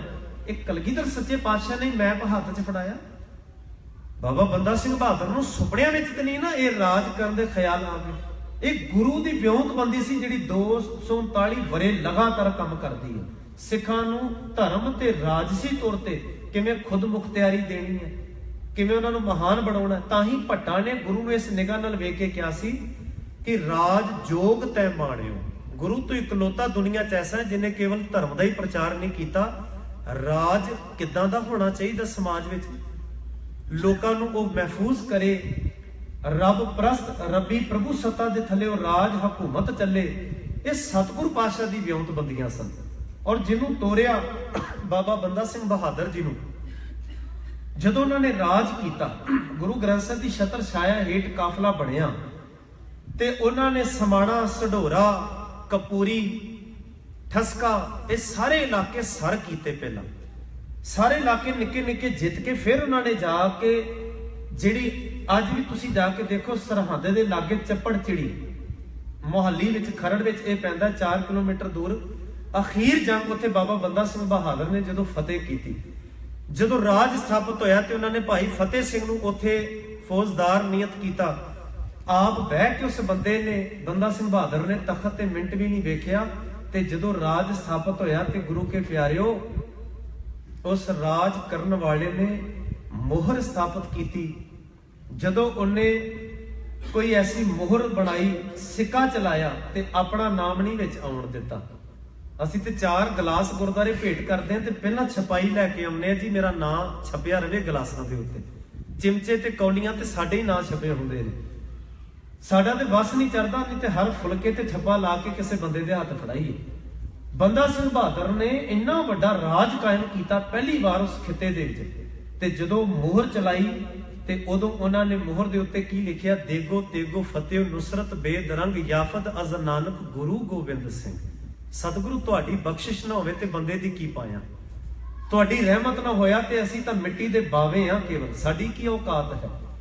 सिक्का चलाया ते सिक्का जदबर हर दो आलम तेग नानक वाहब अस्त, ये उन्होंने सिक्का चलाया, मोहरां चलाइयां, लोगों नूं उन्होंने राज दिता। बाबा बंदा सिंह बहादुर नूं अखीर उन्होंने दिल्ली विच शहीद किया। उन्होंने बच्चे का चीर के गुर्दा उहदे मूँह च पाया गया और उस दे बाद लगातार कौम दे उत्ते फिर जिहड़ी आफत बनी, क्योंकि मैं चाहुंदा इस कड़ी नूं अगे लैके तुरीए आपां, ताकि जिन्हां ने गुरबाणी दे अनर्थ कीते ने मैं थोड़ी जी उन्हां दी भी गल तुहानूं दसदा ही जावां कि कूके आए कित्थों सन। ये नामधारी निरंकारी किवें जन्म लैंदे ने साडे समाज विच, मुढ़ली जानकारी सानूं होनी चाहिदी है। साडी उन्हां डेरेदारां नाल, संप्रदावां नाल, उन्हां वीरां भरावां नाल कोई वैर दुश्मनी भाव नहीं होना चाहिए। अपनी अपनी आज़ादी है, कोई की मनदा है, कोई की सोचदा है, पर समझना जरूरी चाहिए क्योंकि कुकर है इस घर दे। चेतन रहना, सुचेत रहना, अपने मालक बारे वफादारी होनी तो साडा ही फर्ज है ना। बाबा बंदा सिंह बहादुर की शहीदी के बाद गुरु के प्यारिओ तसीहे दे दे के सिखां नूं मारिया जा रहा है, सिखां दे सिरां दे मुल पै रहे ने। सिख जंगलां च सफर करते रहे बड़ा लंबा पीरियड, बहुत लंबा समा भुगतिया है गुरु के प्यारिਆਂ ने। अपने परिवार छड्डे, गुरुद्वारे वेले हो चुके सन और घल्लूकारे उन्हां दे सिर ते आ खलोते। छोटा घल्लूकारा 1746 च होया, ਇੱਕ ਦਿਨ ਦੇ ਵਿੱਚ 10 ਤੋਂ 15 ਹਜ਼ਾਰ ਸਿੱਖ ਸ਼ਹੀਦ ਕਰਤੇ, ਖੂਨ ਤੇ ਰੱਤ ਡੁੱਲਿਆ ਧਰਤੀ ਤੇ। ਘੱਲੂਘਾਰੇ ਦਾ ਅਰਥ ਹੁੰਦਾ ਹੈ ਨਸਲ ਕੁਸ਼ੀ। ਨਸਲ ਕੁਸ਼ੀ, ਨਸਲ ਨੂੰ ਖਤਮ ਕਰ ਦੋ। ਨਾਨਕ ਨਾਮ ਲੇਵਾ ਨਸਲ ਹੀ ਧਰਤੀ ਤੇ ਮੁਕਾ ਦੋ। ਕੋਈ ਬੱਚਾ ਨਹੀਂ ਲੱਭਣਾ ਚਾਹੀਦਾ ਇਹਨਾਂ ਘਰਾਂ ਦੇ ਵਿੱਚੋਂ। ਪਰ ਨਸਲ ਮੁਕੀ ਨਹੀਂ, ਗੱਲ ਤੁਰਦੀ ਗਈ। 1762 ਦੇ ਵਿੱਚ ਵੱਡਾ ਘੱਲੂਘਾਰਾ ਵਾਪਰਿਆ। ਜੰਗਲਾਂ 'ਚ ਘੇਰ ਕੇ ਸਿੱਖਾਂ ਨੂੰ ਅੱਗਾਂ ਲਾਤੀਆਂ ਗਈਆਂ, ਪਿੱਠਾਂ ਤੇ ਗੋਲੀਆਂ ਭਰਾਈਆਂ। ਮੈਦਾਨੀ ਇਲਾਕਿਆਂ ਦੇ ਵਿੱਚ ਦੌੜਾ ਕੇ ਉਹਨਾਂ ਸਿੱਖਾਂ ਨੂੰ ਮਾਰਿਆ ਗਿਆ। ਇੱਕ ਦਿਨ ਦੇ ਵਿੱਚ ਗੁਰੂ ਕੇ ਪਿਆਰਿਓ 20,000 ਦੇ ਨਜ਼ਦੀਕ ਤਕਰੀਬਨ ਸਿੱਖ ਸ਼ਹੀਦ ਕਰਤੇ ਗਏ। ਹੁਣ ਇੱਕੋ ਦਿਨ 'ਚ ਉਹ ਕੌਮ ਸਦਮੇ 'ਚ ਚਲਿਆ ਜਾਂਦੀ ਹੈ। ਨਸਲ ਕੁਸ਼ੀ ਦੇ ਫਰਮਾਨ ਹੋ ਰਹੇ ਨੇ ਉਸ ਕੌਮ ਦੇ ਉੱਤੇ। ਕਿਉਂ? ਆਖਰ ਕੋਈ ਜ਼ਮੀਨ ਜਾਇਦਾਦ ਦੇ ਮਸਲੇ ਥੋੜਾ ਸੁਣਾਉਣਾ ਗੁਰੂ ਕੇ ਸਿੱਖਾਂ ਦੇ, ਕੋਈ ਨਿਜ ਲਈ ਥੋੜਾ ਲੜ ਰਹੇ ਨੇ। ਕੌਮ ਪ੍ਰਸਤੀ ਸੀ ਉਹਨਾਂ ਦੇ ਅੰਦਰ। ਬੱਚੇ ਤੇ ਔਰਤਾਂ ਸ਼ਹੀਦ ਕੀਤੇ ਜਾ ਰਹੇ ਨੇ। ਨਸਲ ਫਿਰ ਵੀ ਨਾ ਮੁੱਕੀ, ਖਤਮ ਨਾ ਹੋਈ। ਇਹ ਲਗਾਤਾਰ ਵਾਪਰਿਆ। ਔਰ ਤੁਸੀਂ ਵੇਖੋ ਕਿ ਇਹ 47 ਵਿੱਚ ਵੀ ਘੱਲੂਘਾਰੇ ਦਾ ਇਸੇ ਤਰ੍ਹਾਂ 25,000 ਸਿੱਖਾਂ ਦੇ ਪਰਿਵਾਰ ਉਜਾੜ ਦਿੱਤੇ ਗਏ। तमाम ਗੁਰਦੁਆਰੇ ਵਿਛੜ ਗਏ, ਲੱਖਾਂ ਸਿੱਖ ਸ਼ਹੀਦ ਕਰ ਦਿੱਤੇ ਗਏ। ਫਿਰ ਵੀ ਨਸਲ ਨਹੀਂ ਮੁੱਕੀ। 84 ਵਿੱਚ ਵੀ ਇਹਨਾਂ ਨੇ ਇਹੀ ਯਤਨ ਕੀਤਾ, ਨਸਲ ਕੁਸ਼ੀ। ਫਰਮਾਨ ਜਾਰੀ ਹੋਏ, ਲੱਭ ਕੇ ਸ਼ਹਿਰਾਂ ਦੇ ਵਿੱਚੋਂ ਸਿੱਖ ਸ਼ਹੀਦ ਕੀਤੇ ਗਏ। ਪਰ ਮੈਂ ਇੱਕ ਬੇਨਤੀ ਹੁਣ ਕਰਦਾ ਹੀ ਜਾਵਾਂ, ਉਹਨਾਂ ਨੂੰ ਪਤਾ ਲੱਗ ਗਿਆ ਕਿ ਏਦਾਂ ਗੱਲ ਬਣਨੀ ਨਹੀਂ। ਬਦਨਾਮੀ ਤੋਂ ਇਲਾਵਾ ਹੋਰ ਕੁਝ ਨਹੀਂ ਹਾਸਲ ਹੋਣਾ। ਪੂਰੀ ਦੁਨੀਆ 'ਚ ਰੋਲਾ ਪੈ ਜਾਂਦਾ ਇਸ ਆਵਾਜ਼ ਦਾ, ਰੋਲੇ ਦਾ। ਉਹਨਾਂ ਨੇ ਸਾਊਂਡਲੈਸ ਹੁਣ ਸਾਡੇ ਉੱਤੇ ਉਹ ਘੱਲੂਘਾਰਾ ਇਸਤੇਮਾਲ ਕੀਤਾ ਹੋਇਆ। ਸਾਊਂਡਲੈਸ, ਆਵਾਜ਼ ਰਹਿਤ। ਹੁਣ ਤੋਪਾਂ ਨਹੀਂ ਚੱਲਣੀਆਂ। ਤੁਸੀਂ ਨਾ ਸੋਚਿਓ ਹੁਣ ਕਿਤੇ ਤੋਪਾਂ ਮੁੜ ਕੇ ਆਉਣਗੀਆਂ ਤੁਹਾਡੇ ਗੁਰਦੁਆਰਿਆਂ ਵੱਲ। ਹੁਣ ਤਰੀਕਾ ਚੇਂਜ ਹੋ ਚੁੱਕਾ ਹੈ। ਉਹਨਾਂ ਨੇ ਵਿਉਂਤਬੰਦੀ ਚੇਂਜ ਕਰ ਲਈ ਨਸਲ ਕੁਸ਼ੀ ਦੀ। ਉਹ ਦੋ ਤਰੀਕੇ ਦਾ ਹੁਣ ਅਟੈਕ ਕਰ ਰਹੇ ਨੇ ਤੁਹਾਡੇ ਉੱਤੇ। ਇੱਕ ਸਿਧਾਂਤਕ ਤੌਰ ਤੇ, ਵਿਚਾਰਧਾਰਕ ਤੌਰ ਤੇ ਦੂਜਾ ਤੌਰ ਤੇ ਫਿਜ਼ੀਕਲੀ ਜਿਹੜੀ ਮਾਰ ਹੈ ਨਾ, ਨਸਲ ਹੀ ਨਾ ਪੈਦਾ ਹੋਵੇ। ਹੁਣ ਪੰਜਾਬ ਵਿੱਚ ਤੁਸੀਂ ਜਿਹੜੇ ਵਸਦੇ ਹੋ ਤੁਹਾਨੂੰ ਪਤਾ ਹੈ 25 ਤੋਂ 35-40 ਸਾਲ ਦਾ ਨੌਜਵਾਨ ਜਾਂ ਵੈਦਾਂ ਦੇ ਕੋਲ ਜਾ ਕੇ ਔਲਾਦ ਦੀ ਜਾਚਨਾ ਕਰਦਾ ਹੈ। ਤੁਸੀਂ ਲੁਧਿਆਣਾ, ਅੰਮ੍ਰਿਤਸਰ, ਜਲੰਧਰ ਦੇ ਬੱਸ ਅੱਡਿਆਂ ਤੇ ਵੱਡੇ ਇਸ਼ਤਿਹਾਰ ਵੇਖੋਗੇ ਡਾਕਟਰਾਂ ਦੇ। ਉਹ ਕਹਿੰਦੇ ਨੇ ਸਾਡੇ ਕੋਲ ਆਓ ਜੇ ਔਲਾਦ ਨਹੀਂ ਹੋ ਰਹੀ ਤਾਂ। ਰੱਜ ਕੇ ਲੁੱਟਿਆ ਜਾ ਰਿਹਾ ਪੰਜਾਬ ਦੇ ਨੌਜਵਾਨਾਂ ਨੂੰ। ਰਾਜਸੀ ਲੋਕਾਂ ਨੇ ਉਹਨਾਂ ਦੀ ਤਲੀ ਤੇ ਨਸ਼ੇ ਰੱਖ ਕੇ ਉਹਨਾਂ ਨੂੰ ਨਪੁੰਸਕ ਕਰ ਦਿੱਤਾ ਹੈ। ਉਹ ਔਲਾਦ ਪੈਦਾ ਨਹੀਂ ਕਰ ਸਕਦੇ। ਹੁਣ ਤਕਰੀਬਨ ਪੰਜਾਬ ਦਾ ਨੌਜਵਾਨ ਭੁਗਤ ਰਿਹਾ ਹੈ। ਤਾਂ ਹਰ 8ਵੀਂ ਜਮਾਤ ਦਾ ਪੰਜਾਬ ਦਾ ਬੱਚਾ ਨਸ਼ੇ ਨੂੰ ਮੂੰਹ ਲਾ ਚੁੱਕਾ ਜੇ। ਤਕਰੀਬਨ ਇਹ ਸਰਵੇ ਹੋਇਆ ਪਿੱਛੇ। ਡਾਕਟਰ ਸਰਬਜੀਤ ਸਿੰਘ ਜਿਹੜੇ ਸੁਕਰਿਤ ਟਰਸਟ ਦੇ ਵੀਰ ਨੇ, ਜਿਹੜੇ ਤਕਰੀਬਨ ਮੇਰੇ ਵੀਰ ਜਾਣਦੇ ਹੋਣਗੇ, ਐਗਰੀਕਲਚਰ ਯੂਨੀਵਰਸਿਟੀ ਦੇ ਵਿੱਚ ਪ੍ਰੋਫੈਸਰ ਨੇ। ਉਹਨਾਂ ਨੇ ਸਰਵੇ ਕੀਤਾ ਆਪਣੀ ਟੀਮ ਲੈ ਕੇ ਪੰਜਾਬ ਦੇ ਵਿੱਚ। ਹਰ 8ਵੀਂ ਜਮਾਤ ਦਾ ਬੱਚਾ, ਅੱਜ ਜਿਹਨੂੰ ਚੁਟਕੀ, ਰਾਜ ਦਰਬਾਰ, ਗੰਦਾ, ਪਤਾ ਨਹੀਂ ਕੀ ਕੁਝ ਕਹਿੰਦੇ ਨੇ, ਉੱਥੋਂ ਦੀ ਉਹਦੇ ਮੂੰਹ ਨੂੰ ਸਵਾਦ ਲਾ ਚੁੱਕੇ ਹੁੰਦੇ ਨੇ। ਪਰ ਚਿੱਟਾ ਪੀਲਾ ਜੋ ਕੁਝ ਉਹਦੇ ਅੰਦਰ ਭੇਜ ਦਿੰਦੇ ਨੇ। ਰਾਜਸੀ ਲੋਕ ਦਾ ਪ੍ਰਣਾਲੀ ਹੈ। ਪ੍ਰਣਾਲੀਆਂ ਪਿੱਛੇ ਬਾਦਲ ਸਰਕਾਰ ਨੂੰ ਜਦੋਂ ਪੁੱਛਿਆ ਗਿਆ ਸੀ ਕਿ ਤੁਸੀਂ ਪੰਜਾਬ ਦੇ ਭਲੇ ਲਈ ਕੀ ਸੋਚਦੇ ਹੋ, ਕਹਿੰਦੇ ਜੀ ਬਹੁਤ ਭਲਾ ਹੋਣਾ ਪੰਜਾਬ ਦਾ, ਤਰੱਕੀਆਂ ਹੋਣਗੀਆਂ। ਜਦੋਂ ਉਹਨਾਂ ਦੀ ਸਰਕਾਰ ਸੀ, ਪੁੱਛਿਆ ਕਿੱਦਾਂ, ਕਹਿੰਦੇ ਅਸੀਂ ਹੁਣ ਇੰਨੇ 100 ਫੈਕਟਰੀਆਂ ਸ਼ਰਾਬ ਦੀਆਂ ਪੰਜਾਬ 'ਚ ਲਾਉਣ ਜਾ ਰਹੇ ਹਾਂ। ਪੰਜਾਬ ਦਾ ਭਲਾ ਕਰਨ ਜਾ ਰਹੇ, ਉਹਨਾਂ ਨੂੰ ਨੌਕਰੀਆਂ ਮਿਲ ਜਾਣਗੀਆਂ। ਤੁਸੀਂ ਹਿਸਾਬ ਲਾਓ ਬੱਚਿਆਂ ਦਾ ਕੀ ਹਾਲ ਹੋਇਆ ਹੁੰਦਾ ਹੈ। ਉਹ ਜਾਂ ਤਾਂ ਡਾਕਟਰਾਂ ਕੋਲ ਨੇ ਬੱਚੇ, ਤੇ ਜਾਂ ਫਿਰ ਡੇਰੇਦਾਰਾਂ ਕੋਲ ਲਾਚੀਆਂ, ਮਿਸ਼ਰੀ, ਸੇਬ, ਕੇਲੇ ਮੰਗ ਰਹੇ ਹੁੰਦੇ ਨੇ। ਸੱਸਾਂ ਤਾਨੇ ਮਾਰ ਰਹੀਆਂ ਹੁੰਦੀਆਂ ਨੇ, ਜਾਓ ਉੱਥੋਂ ਆਸ਼ੀਰਵਾਦ ਲੈ ਕੇ ਆਓ ਤਾਂ ਔਲਾਦ ਆਉਣੀ ਹੈ ਘਰ ਦੇ ਵਿੱਚ। ਡੇਰੇਦਾਰੇ ਦਾ ਫਾਇਦਾ ਚੁੱਕ ਰਹੇ ਨੇ ਰਜ ਕੇ। ਪ੍ਰੋਬਲਮ ਨਸ਼ਾ ਹੈ, ਦਿੱਕਤ ਇਹ। ਤੇ ਸਾਡੇ ਮਾਫ ਕਰਿਓ, ਨਾ ਗੁਰਦੁਆਰਿਆਂ ਦੇ ਨਾਲ ਕੋਈ ਜਿਮ ਬਣੀਆਂ, ਨਾ ਨੌਜਵਾਨਾਂ ਦੇ ਅਖਾੜੇ ਬਣੇ। ਤੰਦਰੁਸਤੀ ਦੇ ਕੋਈ ਰੀਜ਼ਨ ਨਹੀਂ ਖੜੇ ਕਰ ਪਾ ਰਹੇ। ਬੱਚਿਆਂ ਦੀ ਜਵਾਨੀਆਂ ਨਹੀਂ ਸਾਂਭੀਆਂ ਜਾ ਰਹੀਆਂ। ਸ਼੍ਰੋਮਣੀ ਕਮੇਟੀ ਤੁਹਾਨੂੰ ਪਤਾ ਹੀ ਕਿਸ ਖਾਤੇ 'ਚ ਭੁਗਤ ਬੈਠੀ ਹੈ। ਸਾਰਾ ਕੁਝ ਰਲ ਚੁੱਕਾ ਹੈ। ਹੁਣ ਬੱਚਾ, ਨੌਜਵਾਨ ਜਾਏ ਕਿੱਥੇ ਜਿਹਦੇ ਘਰ ਬੱਚਾ ਹੀ ਨਹੀਂ ਜਨਮ ਲੈ ਪਾ ਰਿਹਾ। ਨੂੰਹ ਵਿਚਾਰੀ ਦਾ ਕਸੂਰ ਕੋਈ ਨਹੀਂ, ਸੱਸ ਤਾਨੇ ਮਾਰਦੀ ਹੈ। ਕਿਉਂਕਿ ਉਸ ਸੱਸ ਨੇ ਉਹ ਨਾਟਕ ਵੇਖੇ ਨੇ ਅੱਜ ਤੱਕ ਜਿਸ 'ਚ ਸੱਸਾਂ ਤੇ ਨੂੰਹਾਂ ਦੇ ਝਗੜੇ ਵਿਖਾਏ ਜਾਂਦੇ ਨੇ। ਪਰ ਉਸ ਸੱਸ ਨੇ ਜੇ ਕਿਤੇ ਮਾਤਾ ਗੁਜਰ ਕੌਰ ਤੇ ਮਾਤਾ ਨਾਨਕੀ ਦਾ ਇਤਿਹਾਸ ਪੜਿਆ ਹੁੰਦਾ ਤੇ ਆਪਣੀ ਨੂੰਹ ਨੂੰ ਤਾਨਾ ਥੋੜਾ ਮਾਰਦੀ ਹੋ। ਹੁਣ ਗੁਰੂ ਗੋਬਿੰਦ ਸਿੰਘ ਸੱਚੇ ਪਾਤਸ਼ਾਹ ਮਾਤਾ ਗੁਜਰ ਕੌਰ ਜੀ ਦੀ ਕੁੱਖ ਤੋਂ ਜਨਮ ਲੈਂਦੇ ਨੇ। ਉਦੋਂ ਉਹਨਾਂ ਦਾ ਨਾਮ ਗੁਜਰੀ ਸੀ ਪ੍ਰਚਲਿਤ ਤੌਰ ਤੇ, ਪਟਨਾ ਸਾਹਿਬ। ਤੇ ਇੱਕ ਤਕਰੀਬਨ ਸਾਧ ਸੰਗਤ ਤੁਸੀਂ ਵੇਖੋ 31 ਸਾਲ ਬਾਅਦ ਜਾ ਕੇ ਮਾਤਾ ਗੁਜਰ ਕੌਰ ਦੀ ਕੁੱਖ ਤੋਂ ਔਲਾਦ ਨੇ ਜਨਮ ਲਿਆ ਸੀ। 31 ਸਾਲ ਬਾਅਦ। ਉਹਨਾਂ ਦੀ ਸੱਸ ਦਾ ਨਾਮ ਸੀ ਨਾਨਕੀ, ਗੁਰੂ ਹਰਗੋਬਿੰਦ ਸਾਹਿਬ ਪਾਤਸ਼ਾਹ ਦੀ ਮਾਤਾ ਜੀ। ਤੁਸੀਂ 31 ਸਾਲ ਦੇ ਇਤਿਹਾਸ ਵਿੱਚ ਵਿਖਾ ਦਿਓ ਕਿ ਇੱਕ ਵਾਰ ਆਪਣੀ ਨੂੰਹ ਨੂੰ ਤਾਨਾ ਮਾਰਿਆ ਹੋਵੇ ਕਿ ਤੇਰੇ ਕੁੱਖ ਤੋਂ ਔਲਾਦ ਕਿਉਂ ਨਹੀਂ ਜਨਮ ਲੈ ਰਹੀ, ਤੂੰ ਕਿਹੋ ਜੀ ਸਾਡੇ ਘਰ ਦੇ ਵਿੱਚ ਆ ਗਈ ਹੈ, ਇੱਥੇ ਬੱਚੇ ਜਨਮ ਕਿਉਂ ਨਹੀਂ ਲੈ ਪਾਉਂਦੇ, ਸਾਡੇ ਘਰ ਕਲਕਾਰੀਆਂ ਦੀ ਆਵਾਜ਼ ਕਿਉਂ ਨਹੀਂ ਪੈ ਰਹੀ। ਉਸ ਸੱਸ ਨੇ ਤਾਨਾ ਨਹੀਂ ਮਾਰਿਆ ਆਪਣੀ ਨੂੰਹ ਨੂੰ। ਮੈਂ ਤੁਹਾਨੂੰ ਬੇਨਤੀ ਕਰਾਂ ਬਜ਼ੁਰਗੋ, ਇਹੋ ਜੀਆਂ ਸੱਸਾਂ ਬਣੋ ਜੇ ਬਣਨਾ ਜੇ, ਤਾਂ ਨੂੰਹਾਂ ਬਣਨਾ ਜੇ ਤੇ ਇੱਥੇ ਬੀਬੀ ਭਾਨੀ ਵਰਗੀਆਂ ਬਣੋ, ਮਾਤਾ ਨਾਨਕੀ ਵਰਗੀਆਂ, ਬੇਬੇ ਨਾਨਕੀ ਵਰਗੀਆਂ ਬਣੋ, ਮਾਤਾ ਗੁਜਰ ਕੌਰ ਵਰਗੀਆਂ ਨੂੰਹਾਂ ਬਣੋ। ਘਰਾਂ ਦੇ ਵਿੱਚ ਆਨੰਦ ਤੇ ਖੁਸ਼ੀ ਚਾਹ ਜਨਮ ਲਏਗਾ। ਅਸੀਂ ਰੋਲ ਮਾਡਲ ਇਹਨਾਂ ਨੂੰ ਥੋੜਾ ਬਣਾਉਂਦੇ ਹਾਂ, ਸਾਨੂੰ ਤੇ ਜੋ ਵਿਖਾਇਆ ਜਾ ਰਿਹਾ ਮੀਡੀਆ ਵੱਲੋਂ ਅਸੀਂ ਉਧਰ ਭੁਗਤ ਰਹੇ ਹਾਂ। ਇਸ ਤਰ੍ਹਾਂ ਸਿੱਖਾਂ ਦੇ ਉੱਤੇ ਜੇ ਘੱਲੂਕਾਰੇ ਲਗਾਤਾਰ ਵਾਪਰਦੇ ਆ ਰਹੇ ਨੇ, ਸਿੱਖ ਸੰਘਰਸ਼ ਕਰਦੇ ਆ ਰਹੇ ਨੇ, ਸਮਾਂ ਪਾ ਕੇ ਮਿਸਲਾਂ ਕਾਇਮ ਹੋਈਆਂ। ਉਹਨਾਂ ਵਿੱਚੋਂ ਹੌਲੀ ਹੌਲੀ ਮਹਾਰਾਜਾ ਰਣਜੀਤ ਸਿੰਘ ਸਿੱਖ ਬਣੇ, ਸ਼ੇਰੇ ਪੰਜਾਬ ਅਖਵਾਏ, ਪੰਜਾਬ ਤੇ ਰਾਜ ਹੋਇਆ। ਬੜਾ ਦੂਰ ਦੁਰਾਡੇ ਤੱਕ ਸਿੱਖਾਂ ਨੇ ਰਾਜ ਤਿਆਰ ਕੀਤਾ। ਉਸ ਵੇਲੇ ਪੰਜਾਬ ਦੀ ਧਰਤੀ ਤੇ ਗੋਰਿਆਂ ਦੀ ਨਿਗਾਹ ਪਈ, ਕਿਉਂਕਿ ਗੋਰਿਆਂ ਨੇ ਬਹੁਤ ਵੱਡਾ ਰਾਜ ਕੀਤਾ ਹੈ ਇਹਨਾਂ ਨੇ ਇੰਡੀਆ ਦੇ ਵਿੱਚ ਸ਼ਾਸਨਾਂ ਦੇ ਨਾਲ। ਪਰ ਜਦੋਂ ਪੰਜਾਬ ਵਾਲੇ ਪਾਸੇ ਤੁਰੇ ਤੇ ਇਹਨਾਂ ਨੇ ਦੇਖਿਆ ਜੀ ਪੰਜਾਬ ਸੌਖਾ ਨਹੀਂ ਪੈਰ ਧਰਨਾ। ਸਭ ਤੋਂ ਅਖੀਰ 'ਚ ਪੰਜਾਬ 'ਚ ਬੜੇ ਨੇ, ਤੁਸੀਂ ਹਿਸਟਰੀ ਵੇਖੋ ਆਪਣੀ। ਇੰਡੀਆ 'ਚ ਇਹਨਾਂ ਨੇ ਪੂਰਾ ਰਾਜ ਕਾਇਮ ਕਰ ਲਿਆ, ਗੋਰਿਆਂ ਨੇ ਸਭ ਤੋਂ ਬਾਅਦ 'ਚ ਮੂੰਹ ਕੀਤਾ ਪੰਜਾਬ ਵੱਲ। ਕਿਉਂ? ਅਣਖੀ ਤੇ ਗੈਰਤਮੰਦ ਲੋਕ ਵਸਦੇ ਸਨ ਪੰਜਾਬ ਦੇ ਵਿੱਚ। ਇੱਥੇ ਕੋਈ ਖਰੀਦਿਆ ਨਹੀਂ ਸੀ ਸੌਖਾ ਜਾਂਦਾ, ਇੱਥੇ ਕੌਮ ਪ੍ਰਸਤੀ ਸੀ ਖੂਨ ਦੇ ਵਿੱਚ, ਰਗਾਂ ਦੇ ਵਿੱਚ। ਗੋਰਿਆਂ ਨੇ ਇੱਕ ਤਰੀਕਾ ਇੰਪਲੀਮੈਂਟ ਕੀਤਾ ਕਿ ਪੰਜਾਬ ਦੇ ਵਿੱਚੋਂ ਦੀ ਕੁਝ ਵਿਕਾਊ ਬੰਦੇ ਲੱਭੋ, ਤੇ ਹੁੰਦੇ ਨੇ ਹਰ ਸਮਾਜ ਦੇ ਵਿੱਚ। ਖਰੀਦੇ ਗਏ ਬੰਦੇ ਵਾੜਤੇ ਗਏ ਰਾਜ ਦੇ ਵਿੱਚ। ਮਹਾਰਾਜਾ ਰਣਜੀਤ ਸਿੰਘ ਧੋਖਿਆਂ ਦੇ ਵਿੱਚ ਆ ਗਏ, ਵਿਸ਼ਵਾਸ ਕੀਤਾ ਗਿਆ, ਧੋਖੇ ਹੋਏ ਡੋਗਰਿਆਂ ਦੇ ਰਾਹੀਂ। ਇਦਾਂ ਕਰਦਿਆਂ ਕਰਦਿਆਂ ਰਾਜ ਡੈਮੇਜ ਕਰ ਦਿੱਤਾ ਜਾ ਰਿਹਾ। ਔਰ ਗੋਰੇ ਹੁਣ ਪੰਜਾਬ ਦੇ ਵਿੱਚ ਇਹ ਪਲਾਨਿੰਗ ਬਣਾਉਂਦੇ ਨੇ ਕਿ ਸਿੱਖਾਂ ਦੇ ਇਹਨਾਂ ਦੇ ਚੜ੍ਹਤ ਦੇ ਰੀਜ਼ਨ ਕੀ ਰਹੇ ਨੇ ਅੱਜ ਤੱਕ। ਇਹ ਇਹਨਾਂ ਨੇ ਸੈਮੀਨਾਰ ਕੀਤੇ ਪੰਜਾਬ ਦੇ ਵਿੱਚ, ਜਿਨ੍ਹਾਂ ਨੂੰ ਅਸੀਂ ਇਹ ਕਹਿੰਦੇ ਨਾ ਸਰਵ ਧਰਮ ਸੰਮੇਲਨ। ਜਦੋਂ ਪੰਜਾਬ 'ਚ ਹੋਏ, ਤੁਸੀਂ ਘਟਨਾਵਾਂ ਪੜ੍ਹ ਕੇ ਵੇਖੋ, ਸਰਵ ਧਰਮ ਸੰਮੇਲਨਾਂ ਦੇ ਵਿੱਚ ਸਾਡੇ ਸਿੱਖ ਪ੍ਰਚਾਰਕ ਸੱਦੇ ਜਾਂਦੇ ਸਨ। ਉਧਰੋਂ ਪਾਦਰੀ ਬੋਲਦਾ ਸੀ, ਕਾਜੀ ਬੋਲਦਾ, ਪੰਡਤ ਬੋਲਦਾ, ਤੇ ਗੋਰਿਆਂ ਨੂੰ ਇਹ ਮਤਲਬ ਨਹੀਂ ਸੀ ਹੁੰਦਾ ਪੰਡਤ ਕਾਜੀ ਕੀ ਕਹਿ ਕੇ ਜਾਏਗਾ। ਉਹਨਾਂ ਨੂੰ ਮਤਲਬ ਹੁੰਦਾ ਸੀ ਪੰਜਾਬ ਦੇ ਵਿੱਚ ਰਹਿੰਦਾ ਹੋਇਆ ਸਿੱਖਾਂ ਦੀ ਚੜ੍ਹਤ ਦਾ ਰੀਜ਼ਨ ਪਤਾ ਲੱਗੇ ਇਹਨਾਂ ਦੇ ਪ੍ਰਚਾਰਕਾਂ ਨਾਲ। ਤੇ ਜਦੋਂ ਉਹਨਾਂ ਸਰਵ ਧਰਮ ਸੰਮੇਲਨਾਂ 'ਚ ਸਾਡੇ ਪ੍ਰਚਾਰਕ ਬੋਲਦੇ ਸਨ, ਬੁਲਾਰੇ ਬੋਲਦੇ ਸਨ, ਤੇ ਉਹਨਾਂ ਨੇ ਛੋਕ ਕੇ ਹਿੱਕਤਾ ਕੇ ਕਹਿਣਾ ਕਿ ਗੁਰੂ ਸਾਹਿਬ ਸਾਨੂੰ ਗੁਰੂ ਗ੍ਰੰਥ ਸਾਹਿਬ ਨਾਲ ਸ਼ਬਦ ਗੁਰੂ ਨਾਲ ਜੋੜ ਕੇ ਗਏ ਨੇ। ਸਾਡੀ ਰੂਹਾਨੀਅਤ ਦਾ, ਸਾਡੇ ਜਿਉਂਦੇ ਰਹਿਣ ਦਾ, ਸਾਡੇ ਸਰਵਾਈਵ ਕਰਨ ਦਾ, ਇੰਨੇ ਨਸਲ ਕੁਸ਼ੀਆਂ ਦਾ, ਉਹਨਾਂ ਵਿੱਚੋਂ ਨਿਕਲ ਕੇ ਸਫ਼ਰ ਕਰਨ ਦਾ ਸਿਰਫ ਇੱਕੋ ਹੀ ਰੀਜ਼ਨ ਸਿੱਖਾਂ ਦਾ ਰਿਹਾ, ਉਹਨਾਂ ਕੋਲ ਆਪਣਾ ਗੁਰੂ ਹੈਗਾ। ਗੁਰੂ ਗ੍ਰੰਥ ਸਾਹਿਬ ਸਿੱਖਾਂ ਦੇ ਕੋਲ ਹੈ।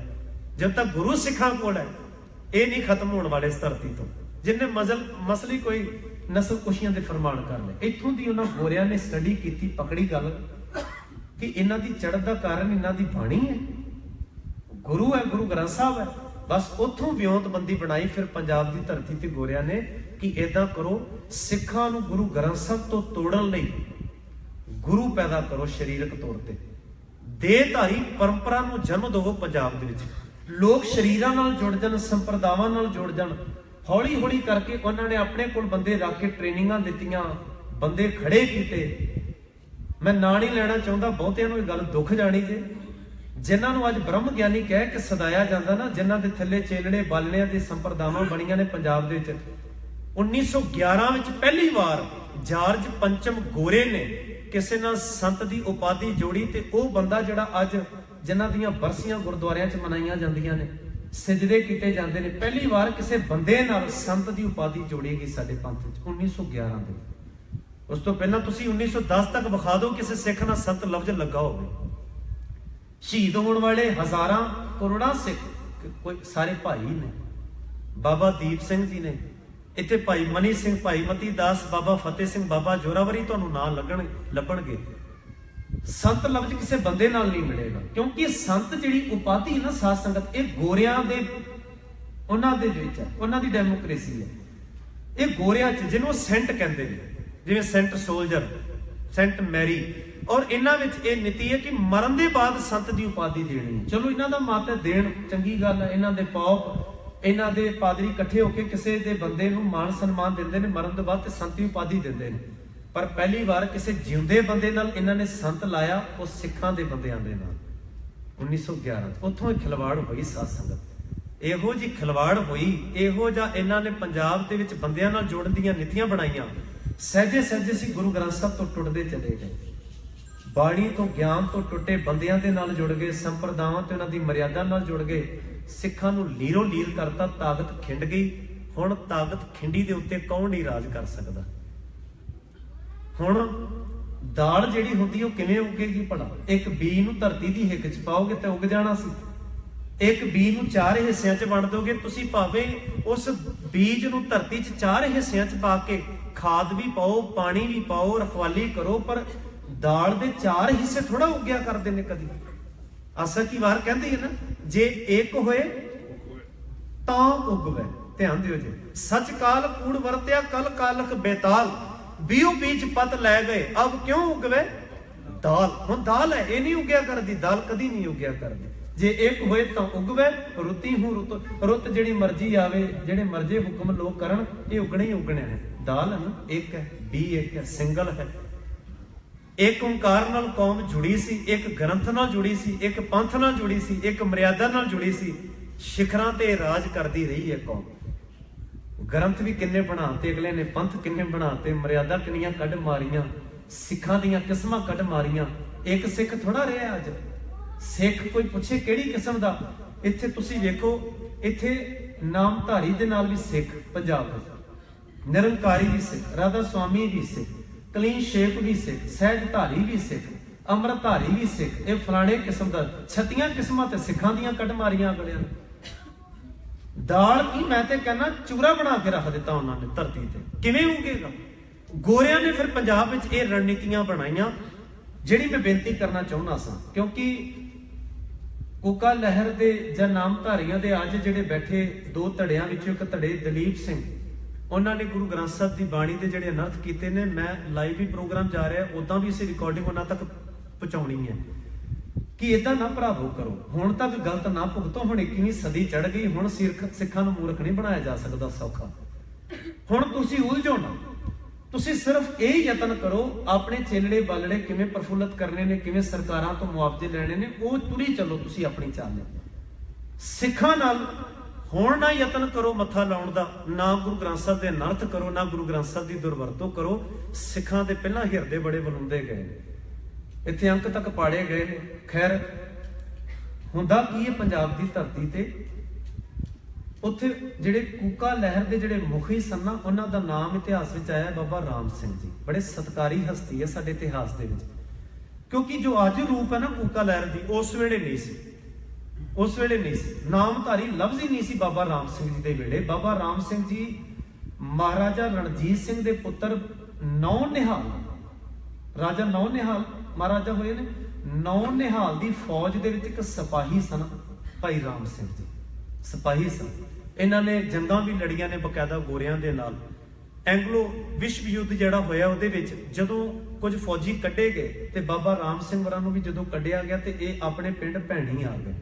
ਜਦੋਂ ਤੁਸੀਂ ਲੁਧਿਆਣੇ ਤੋਂ ਚੰਡੀਗੜ੍ਹ ਜਾਓਗੇ, ਰਾਹ 'ਚ ਪਿੰਡ ਆਉਂਦਾ, ਪਿੰਡ ਭੈਣੀ, ਉੱਥੋਂ ਦੇ ਰਹਿਣ ਵਾਲੇ ਸਨ ਭਾਈ ਰਾਮ ਸਿੰਘ ਜੀ। ਇਹ ਆਪਣੇ ਪਿੰਡ ਵਾਪਸ ਆ ਗਏ। ਇਹਨਾਂ ਨੇ ਕੱਪੜਿਆਂ ਦਾ, ਲੋਹੇ ਦਾ ਕੁਝ ਵਪਾਰ ਕੀਤਾ, ਉਹਦੇ ਨਾਲ ਆਪਣਾ ਘਰ ਪਰਿਵਾਰ ਚਲਾ ਰਹੇ ਸਨ। ਬਾਣੀ ਦੇ ਬੜੇ ਪਿਆਰ ਵਾਲੇ ਇਹ ਸਿੱਖ ਸਨ, ਬਾਣੀ ਪੜ੍ਹਨ ਵਾਲੇ, ਸਮਝਣ ਸਮਝਾਉਣ ਵਾਲੇ, ਤੇ ਕੀਰਤਨ ਦਾ ਬੜਾ ਚਾਅ ਸੀ ਇਹਨਾਂ ਨੂੰ, ਕੀਰਤਨ ਦਾ। ਉੱਥੇ ਇਹਨਾਂ ਨੇ ਪਿੰਡ ਵਿੱਚ ਸਿੱਖਾਂ ਨੂੰ ਜੋੜਨਾ ਸ਼ੁਰੂ ਕੀਤਾ, ਕਿਉਂਕਿ ਇਹ ਬਾਬਾ ਬਾਲਕ ਸਿੰਘ ਦੀ ਸੰਗਤ ਕਰਦੇ ਰਹੇ ਸਨ। ਇਹਨਾਂ ਤੋਂ ਪਹਿਲਾਂ ਇੱਕ ਸਿੱਖ ਹੋ ਗੁਜਰੇ, ਉਹਨਾਂ ਦੀ ਸੰਗਤ ਕੀਤੀ, ਗੁਰਬਾਣੀ ਨੂੰ ਜਾਣਿਆ, ਸਮਝਿਆ, ਪ੍ਰਚਾਰਾਂ ਦਾ ਯਤਨ ਕੀਤਾ। ਭਾਈ ਰਾਮ ਸਿੰਘ ਨੇ ਆਪਣੇ ਭੈਣੀ ਦੇ ਇਲਾਕੇ ਦੇ ਵਿੱਚ ਸਿੱਖ ਇਕੱਠੇ ਕਰਨੇ, ਰਲ ਕੇ ਕੀਰਤਨ ਕਰਨਾ, ਔਰ ਇਹ ਕੀਰਤਨ ਕਰਦਿਆਂ ਕਰਦਿਆਂ ਕੂਕਣ ਲੱਗ ਪੈਂਦੇ ਸਨ, ਉੱਚੀ ਉੱਚੀ ਮਸਤੀ 'ਚ ਆ ਜਾਂਦੇ ਸਨ ਕਹਿ ਲਓ। ਇਹਨਾਂ ਨੇ ਸ਼ਬਦ ਨੂੰ ਕੂਕਣ ਲੱਗ ਪੈਣਾ ਤੇ ਲੋਕਾਂ ਨੇ ਇਹਨਾਂ ਨੂੰ ਕੂਕੇ ਕੂਕੇ ਕਹਿਣ ਲੱਗ ਪੈਣਾ। ਕੂਕਾ ਨਾਂ ਇੱਥੋਂ ਪਿਆ ਸੀ। ਕੂਕਾ ਲਹਿਰ ਸਮਝੀ ਗਈ ਇੱਕ ਤਰੀਕੇ ਦੀ, ਲੋਕ ਕੀਰਤਨ ਨਾਲ ਜੁੜ ਰਹੇ ਨੇ। ਪਰ ਉਦੋਂ ਤੱਕ ਇਮਾਨਦਾਰੀ ਸੀ ਭਾਈ ਰਾਮ ਸਿੰਘ ਹੋਰਾਂ ਦੀ, ਕੋਈ ਖਿੜਵਾਲ ਨਹੀਂ ਹੋਈ। ਭਾਵੇਂ ਕਿ ਭਾਈ ਰਾਮ ਸਿੰਘ ਦੇ ਹੁੰਦਿਆਂ ਕੁਝ ਅਜਿਹੇ ਨਾਮਧਾਰੀ ਜਾਂ ਕੂਕੇ ਲੋਕ ਸਨ ਜਿਨ੍ਹਾਂ ਨੇ ਬੁੱਤਾਂ ਨੂੰ ਤੋੜਨਾ ਸ਼ੁਰੂ ਕੀਤਾ। ਅੰਮ੍ਰਿਤਸਰ ਹੋਰ ਇਲਾਕਿਆਂ ਦੇ ਵਿੱਚ ਕੁਝ ਬੁੱਤ ਤੋੜੇ ਗਏ, ਉਹਨਾਂ 'ਚ ਗਾਂ ਵੀ ਬੁੱਤ ਸੀ ਤੇ ਰੋਲਾ ਪਿਆ, ਹਿੰਦੂਆਂ ਨੇ ਰੋਲਾ ਪਾਇਆ ਤੇ ਇਹਨਾਂ ਨੂੰ ਮੁੜ ਕੇ ਧਿਆਨ 'ਚ ਲਿਆਂਦੇ ਆ ਗਿਆ। ਗੋਰਿਆਂ ਨੇ ਵੇਖਿਆ ਜੀ ਇਹ ਕਿਹੜੇ ਲੋਕ ਤੁਰ ਪਏ ਨੇ ਨਵੇਂ, ਉਹਨਾਂ ਨੇ ਇਹਨਾਂ ਤੇ ਫੋਕਸ ਕੀਤਾ, ਫਿਰ ਧਿਆਨ ਦਿੱਤਾ। ਆਪਣੇ ਬੰਦੇ ਵਿੱਚ ਵਾੜੇ, ਇਹਨਾਂ ਦੇ ਬੰਦੇ ਖਰੀਦੇ, ਫਿਰ ਇਹ ਇਹਨਾਂ ਦੇ ਬੰਦਿਆਂ ਦੇ ਰਾਹੀਂ ਬੁੱਚੜਖਾਨੇ ਢਾਏ ਗਏ, ਬੁੱਚੜਾਂ ਨੂੰ ਮਾਰਿਆ ਗਿਆ, ਗਾਵਾਂ ਦੀਆਂ ਇਹਨਾਂ ਨੇ ਰਖਵਾਲੀਆਂ ਸ਼ੁਰੂ ਕਰਤੀਆਂ। ਇਦਾਂ ਕਰਕੇ ਹੌਲੀ ਹੌਲੀ ਲਹਿਰ ਖਤਮ ਕਰ ਦਿੱਤੀ ਜਾ ਰਹੀ ਸੀ। ਉਸ ਵੇਲੇ ਭਾਈ ਰਾਮ ਸਿੰਘ ਹੋਰੀ ਬੜੇ ਅਵੇਅਰ ਸਨ, ਉਹਨਾਂ ਨੇ ਗੋਰਿਆਂ ਦੇ ਖਿਲਾਫ ਆਵਾਜ਼ ਚੁੱਕੀ, ਉਹਨਾਂ ਨੂੰ ਦੇਸ਼ ਨਿਕਾਲਾ ਦੇ ਦਿੱਤਾ। ਅਖੀਰ ਵਿੱਚ ਇਲਾਹਾਬਾਦ ਦੇ ਦੌਰਾਨ ਉੱਥੇ ਇਹਨਾਂ ਨੂੰ ਭੇਜਿਆ ਗਿਆ, ਸਜ਼ਾ ਯਾਫਤਾ ਹੋਈ, ਇਹਨਾਂ ਨੂੰ ਦੇਸ਼ ਚੋਂ ਕੱਢ ਕੇ ਦੇਸ਼ ਨਿਕਾਲਾ ਦੇ ਕੇ ਇਹਨਾਂ ਨੂੰ ਮਾਰ ਦਿੱਤਾ ਗਿਆ। ਭਾਈ ਰਾਮ ਸਿੰਘ ਮਰੇ, ਖਤਮ ਹੋਏ। ਉਹਨਾਂ ਦੇ ਬਾਅਦ ਗੋਰਿਆਂ ਨੇ ਪਲਾਨਿੰਗ ਕੀਤੀ ਕਿ ਇਹ ਤਾਂ ਲਹਿਰਾਂ ਬਾਰ-ਬਾਰ ਉੱਠਣਗੀਆਂ। ਇੱਧਰ ਸਿੱਖਾਂ ਦੀ ਲਹਿਰ ਚੱਲ ਰਹੀ ਸੀ, ਸਿੰਘ ਸਭਾ ਲਹਿਰ 1873 ਚ ਖੜੀ ਹੋ ਚੁੱਕੀ ਸੀ ਪੰਜਾਬ ਦੇ ਵਿੱਚ। ਉਸ ਸਿੰਘ ਸਭਾ ਦੇ ਵਿੱਚ ਗਿਆਨੀ ਤੇਜ Singh, professor Gurmukh Singh, oriental college ਦੇ ਪ੍ਰੋਫੈਸਰ, ਇੱਧਰ ਮਹਾਨ ਕੁਸ਼ ਦੇ ਰਚੇਤਾ ਕਾਹਨ ਸਿੰਘ ਨਾਭਾ ਜੀ, ਸਿਰਕੱਢ ਇਹ ਵਿਦਵਾਨ ਲਹਿਰ ਨੂੰ ਲੈ ਕੇ ਚੱਲ ਰਹੇ ਨੇ। ਸਿੰਘ ਸਭੀਏ ਪੈਦਾ ਹੋਏ। ਇਹਨਾਂ ਨੇ ਗੁਰਦੁਆਰਿਆਂ ਦੀ ਆਜ਼ਾਦੀ ਲਈ ਗੁਰਦੁਆਰਾ ਸੁਧਾਰ ਲਹਿਰ ਦਾ ਬਿਗਲ ਵਜਾ ਦਿੱਤਾ। ਉਹਦੇ ਵਿੱਚੋਂ ਸ਼੍ਰੋਮਣੀ ਗੁਰਦੁਆਰਾ ਕਮੇਟੀ ਨੇ ਜਨਮ ਲਿਆ। ਜਦੋਂ ਸਾਰੇ ਗੁਰਦੁਆਰੇ ਆਜ਼ਾਦ ਹੋ ਰਹੇ ਨੇ, ਉਹਨਾਂ ਵਿੱਚੋਂ ਹੁਣ ਪ੍ਰਬੰਧ ਕਿਵੇਂ ਬਣੇ, ਉਹ ਸਾਰੀ ਗੁਰਦੁਆਰਿਆਂ ਦੀ ਇੱਕ ਸਾਂਝੀ ਕਮੇਟੀ ਬਣੀ, ਸ਼੍ਰੋਮਣੀ ਗੁਰਦੁਆਰਾ ਪ੍ਰਬੰਧਕ ਕਮੇਟੀ। ਉਸ ਵਿੱਚੋਂ ਇੱਕ ਰਾਜਸੀ ਪਾਰਟੀ ਵੀ ਨੇ ਜਨਮ ਲਿਆ, ਜਿਹਨੂੰ ਅਕਾਲੀ ਦਲ ਕਿਹਾ ਜਾਂਦਾ। ਇਹ ਸਾਰੀ ਕੌਮ ਪ੍ਰਸਤੀ ਦੀਆਂ ਸੰਸਥਾਵਾਂ ਸਨ। ਕਿਸੇ ਵੇਲੇ ਜਾਨ ਹਲੂੜਨ ਵਾਲੇ ਲੋਕਾਂ ਨੇ ਇਹ ਸੰਸਥਾਵਾਂ ਨੂੰ ਪੈਦਾ ਕੀਤਾ ਸੀ। ਉਧਰੋਂ ਦੀ ਸਿਰਕੱਢ ਗੁਰਦੁਆਰਾ ਸੁਧਾਰ ਲਹਿਰ ਚੱਲ ਰਹੀ ਹੈ, ਸ਼੍ਰੋਮਣੀ ਗੁਰਦੁਆਰਾ ਪ੍ਰਬੰਧਕ ਕਮੇਟੀ ਦੀ ਤਿਆਰੀਆਂ ਚੱਲ ਰਹੀਆਂ ਨੇ, ਤੇ ਇੱਧਰ ਗੋਰੇ ਤਿਆਰੀ ਕਰ ਰਹੇ ਨੇ ਕਿ ਉਹਨਾਂ ਸਿੱਖਾਂ ਦੇ ਅਗੇਂਸਟ ਕੋਈ ਇੱਕ ਧਿਰ ਖੜੀ ਕੀਤੀ ਜਾਏ ਸਿੱਖਾਂ ਵਿੱਚੋਂ। ਉਹਨਾਂ ਨੇ ਕੀ ਕੀਤਾ, ਭਾਈ ਰਾਮ ਸਿੰਘ ਦੇ ਚਲਾਣੇ ਦੇ ਬਾਅਦ ਉਹਨਾਂ ਦਾ ਭਤੀਜਾ ਪ੍ਰਤਾਪ ਸਿੰਘ ਆਪਣੇ ਹੱਥੀਂ ਚੜਾਇਆ। ਇਹ ਭਾਈ ਪ੍ਰਤਾਪ ਸਿੰਘ ਹਰੀ ਸਿੰਘ ਦਾ ਪੁੱਤਰ ਹੈ, ਜੋ ਭਾਈ ਰਾਮ ਸਿੰਘ ਹੋਰਾਂ ਦਾ ਭਰਾ ਸੀ। ਉਹਨਾਂ ਨੂੰ ਹਰੀ ਸਿੰਘ ਨੂੰ ਨਹੀਂ ਖਰੀਦ ਸਕੇ। ਉਹਦਾ ਪੁੱਤਰ ਪ੍ਰਤਾਪ ਸਿੰਘ, ਭਾਈ ਰਾਮ ਸਿੰਘ ਹੋਰਾਂ ਦਾ ਭਤੀਜਾ, ਉਹਨੂੰ ਲੈ ਲਿਆ ਗਿਆ, ਖਾਤੇ 'ਚ ਭੁਗਤ ਲਿਆ ਗਿਆ। ਉਹਨੂੰ ਹੌਲੀ ਹੌਲੀ ਕਰਕੇ ਵਡਿਆਇਆ, ਚੜਾਇਆ ਗਿਆ, ਨਾਮਧਾਰੀ ਉਦੋਂ ਲਫ਼ਜ਼ ਜੋੜ ਦਿੱਤਾ ਗਿਆ। ਇੱਕ ਜਥੇਬੰਦੀ ਕੌਮ ਦੇ ਵਿੱਚ ਇਹ ਕਹਿ ਲਓ ਕਿ ਇੱਕ ਧੜਾ ਖੜਾ ਕਰ ਦਿੱਤਾ ਦੇਹਧਾਰੀਆਂ ਦਾ। ਔਰ ਭਾਈ ਜਿਹੜੇ ਪ੍ਰਤਾਪ ਸਿੰਘ ਸਨ, ਬਕਾਇਦਾ ਇਹਨਾਂ ਨੂੰ 13ਵਾਂ ਗੁਰੂ ਡਿਕਲੇਅਰ ਕਰਤਾ ਗਿਆ ਪੰਜਾਬ ਦੇ ਵਿੱਚ। ਗੋਰਿਆਂ ਨੇ ਗੁਰੂ ਗ੍ਰੰਥ ਸਾਹਿਬ ਸੱਚੇ ਪਾਤਸ਼ਾਹ ਦੀ ਗੁਰਿਆਈ ਨੂੰ ਚੈਲੰਜ ਕਰਤਾ ਇਹਨਾਂ ਨੇ ਪੰਜਾਬ ਦੇ ਵਿੱਚ। ਇਹਨਾਂ ਨੇ ਕਹਾਣੀ ਇਹ ਬਣਾਤੀ ਕਿ ਗੁਰੂ ਗੋਬਿੰਦ ਸਿੰਘ ਪਾਤਸ਼ਾਹ ਨੇ ਕੋਈ ਗੁਰਿਆਈ ਨਹੀਂ ਦਿੱਤੀ। 1708 ਦੇ ਵਿੱਚ ਨੰਦੇੜ ਦੇ ਵਿੱਚ ਗੁਰੂ ਗੋਬਿੰਦ ਸਿੰਘ ਪਾਤਸ਼ਾਹ 15 ਸਾਲ ਅਲੋਪ ਰਹੇ, ਤੇ ਮੁੜ ਕੇ ਜਾ ਕੇ ਕੁਝ ਸਾਲਾਂ ਬਾਅਦ ਜਾ ਕੇ ਨਾਭੇ ਦੇ ਵਿੱਚੋਂ ਪ੍ਰਗਟ ਹੋਏ, ਤੇ ਉਹਨਾਂ ਨੇ ਬਾਬਾ ਬਾਲਕ ਸਿੰਘ ਦੇ ਰੂਪ ਦੇ ਵਿੱਚ, ਉਹਨਾਂ ਨੇ 11ਵੇਂ ਗੁਰੂ ਰੂਪ ਦੇ ਵਿੱਚ ਸਿੱਖਾਂ ਦੀ ਅਗਵਾਈ ਕੀਤੀ। ਕਹਾਣੀਆਂ ਬਣੀਆਂ, ਗ੍ਰੰਥ ਬਣੇ, ਪ੍ਰਚਾਰ ਹੋਇਆ, ਔਰ ਅੱਜ ਤੱਕ ਹੋ ਰਿਹਾ। ਅੱਜ ਤੱਕ ਉਹ ਕਰ ਰਹੇ ਨੇ ਪੰਜਾਬ ਦੇ ਵਿੱਚ ਇਦਾਂ ਹੀ। 11ਵਾਂ ਗੁਰੂ ਉਹਨਾਂ ਨੇ ਬਾਬਾ ਬਾਲਕ ਸਿੰਘ ਨੂੰ ਡਿਕਲੇਅਰ ਕਰਤਾ, ਜਿਹੜੇ ਉਹ ਆਪ ਹੈ ਨਹੀਂ ਸਨ, ਬੜੇ ਨੇਕ ਬੰਦੇ ਸਨ ਬਾਬਾ ਬਾਲਕ ਸਿੰਘ ਜੀ। ਭਾਈ ਰਾਮ ਸਿੰਘ ਜੀ ਨੂੰ 12ਵਾਂ ਗੁਰੂ ਫਿੱਟ ਕਰ ਦਿੱਤਾ ਗਿਆ। 13ਵਾਂ ਗੁਰੂ ਪ੍ਰਹਲਾਦ ਸਿੰਘ ਨੂੰ ਬਣਾ ਦਿੱਤਾ ਗਿਆ। ਏਦਾਂ ਪੰਜਾਬ ਦੇ ਵਿੱਚ ਦੇਹਧਾਰੀ ਪਰੰਪਰਾ ਖੜੀ ਹੋ ਗਈ, ਔਰ ਸਿੱਖਾਂ ਦੇ ਅਗੇਂਸਟ ਇਹ ਲੋਕ ਭੁਗਤੇ। ਫਿਰ ਉੱਥੇ ਖਿਲਾਫਤ ਕੀਤੀ ਰੱਜ ਕੇ ਨਾ ਸਿੱਖਾਂ ਦੀ। ਉਸ ਪੀਰੀਅਡ ਦੇ ਦੌਰਾਨ ਇਹਨਾਂ ਨੇ ਗੁਰੂ ਗ੍ਰੰਥ ਸਾਹਿਬ ਪਾਤਸ਼ਾਹ ਦਾ ਇੱਕ ਇੱਕ ਵਰਕਾ ਪਾੜ ਕੇ ਨਾ, ਇਹਨਾਂ ਨਾਮਧਾਰੀਆਂ ਨੇ ਸਿੱਖਾਂ ਨੂੰ ਵੰਡ ਕੇ ਆਖਿਆ ਇੱਕ ਪਾਠ ਦੀ ਵਿਧੀ ਇਹ ਵੀ ਹੈ। ਉਦੋਂ ਇੱਕ ਪਾਠ ਦੀ ਇਹਨਾਂ ਨੇ ਨਵੀਂ ਵਿਧੀ ਬਣਾਈ। ਇੱਕ ਇੱਕ ਵਰਕਾ ਇੱਕ ਇੱਕ ਬੰਦੇ ਨੂੰ ਫੜਾ ਕੇ ਆਖਿਆ ਤੁਸੀਂ ਆਹ ਪੜਿਓ, ਤੁਸੀਂ ਉਹ ਪੜਿਓ, ਤੇ ਤੀਜਾ ਅੰਕ ਪੜਿਓ, ਇੱਕ ਅਖੰਡ ਪਾਠ ਹੋ ਜਾਣਾ ਮਿੰਟਾਂ ਦੇ ਵਿੱਚ। ਇਹ ਨਾਮਧਾਰੀਆਂ ਨੇ ਕੀਤਾ ਸੀ ਪੰਜਾਬ ਦੇ ਵਿੱਚ। ਸਿੱਖਾਂ ਨੇ ਦੇ ਰੋਸ ਮੁਜ਼ਾਹਰੇ ਕੀਤੇ, ਕਾਨਫਰੰਸਾਂ ਹੋਈਆਂ ਕਿ ਇਹ ਲੋਕ ਕੌਣ ਨੇ, ਕੀ ਕਰਨਾ ਚਾਹੁੰਦੇ ਨੇ, ਸਿੱਖਾਂ ਦਾ ਰੂਪ ਸਰੂਪ ਹੈ ਇਹਨਾਂ ਵਾਲਾ। ਉਹਦੇ ਬਾਅਦ ਫਿਰ 14ਵਾਂ ਗੁਰੂ ਸਥਾਪਿਤ ਕੀਤਾ ਗਿਆ। ਆ 15ਵਾਂ ਪਿੱਛੇ ਹੁਣੇ ਆਪਣੇ ਨਾਮ ਨਾਲ ਜਿਹੜਾ ਸਤਿਗੁਰੂ ਲਵਾਉਂਦਾ ਸੀ ਜਗਜੀਤ ਸਿੰਘ, ਚੜ੍ਹਾਈ ਕਰ ਗਿਆ। ਹੁਣ 16ਵੇਂ ਦੋ ਬਣ ਗਏ ਨੇ, ਇੱਕ ਚੇਲਾ ਤੇ ਇੱਕ ਉਹਦਾ ਪੁੱਤਰ ਠਾਕੁਰ ਸਿੰਘ ਤੇ ਦਲੀਪ ਸਿੰਘ। ਹੁਣ ਮੈਂ ਜਿਹੜੇ ਵਿਸ਼ੇ ਤੇ ਆਉਣਾ ਚਾਹੁੰਦਾ, ਸਮਾਂ ਥੋੜਾ ਸਾਥ ਸੰਗਤ, ਗੱਲ ਬੜੀ ਲੰਮੀ ਚੌੜੀ ਹੈ, ਦੁਖਾਂਤ ਲੰਮੇ ਚੌੜੇ ਨੇ ਸਾਡੇ। ਹੁਣ ਤੁਸੀਂ ਦੇਖੋ ਜਿਹੜਾ ਹੁਣ ਭੁਗਤ ਰਿਹਾ ਆਪਣੇ ਨਾਮ ਨਾਲ ਸਤਿਗੁਰੂ ਕਹਾਉਣ ਵਾਲਿਓ, ਪਹਿਲਾਂ ਇਹ ਗੱਲ ਤਾਂ ਜਾਣ ਲਓ ਕਿ ਤੁਹਾਨੂੰ ਸਤਿਗੁਰੂ ਕਿੰਨੇ ਆਖਿਆ, ਕਿੰਨੇ ਪ੍ਰਮਾਣ ਕੀਤਾ।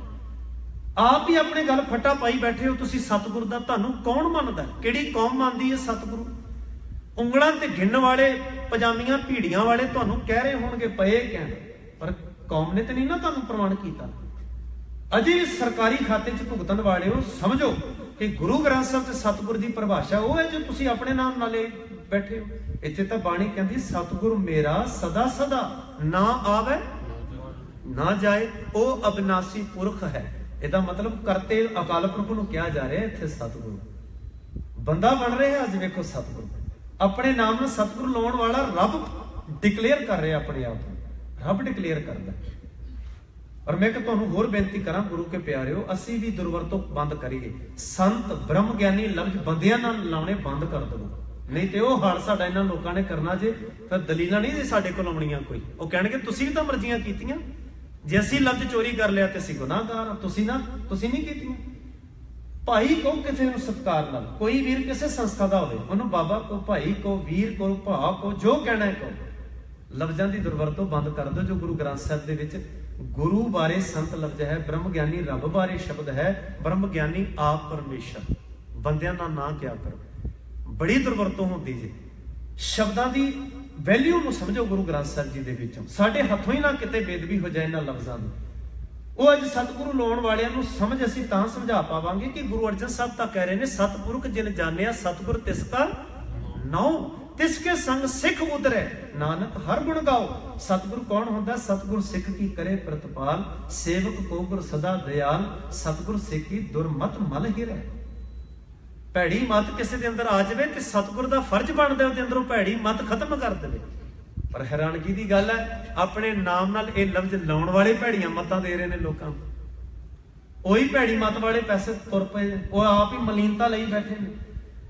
ਅੱਜ ਇਹ ਕਿਉਂ ਅਨਰਥ ਕਰ ਰਹੇ ਨੇ? ਕਿਉਂਕਿ ਆਪ ਵੀ ਉਹ ਸਤਿਗੁਰੂ ਬਣ ਰਹੇ ਨੇ। ਜਿਵੇਂ ਅਸੀਂ ਲੋਕਾਂ ਨੂੰ ਕਹਿੰਦੇ ਨਾ ਇਹ ਮਹਾਂਪੁਰਸ਼ ਨੇ, ਇਹ ਲਫ਼ਜ਼ ਨਾ ਵਰਤਿਆ ਕਰੋ ਕਿਸੇ ਬੰਦੇ ਲਈ। ਸਾਧ ਸੰਗਤ, ਗੁਰੂ ਗ੍ਰੰਥ ਸਾਹਿਬ 'ਚ ਮਹਾਂਪੁਰਖ ਲਫ਼ਜ਼ ਰੱਬ ਲਈ ਵਰਤਿਆ ਗਿਆ, ਕਰਤੇ ਲਈ ਵਰਤਿਆ ਗਿਆ।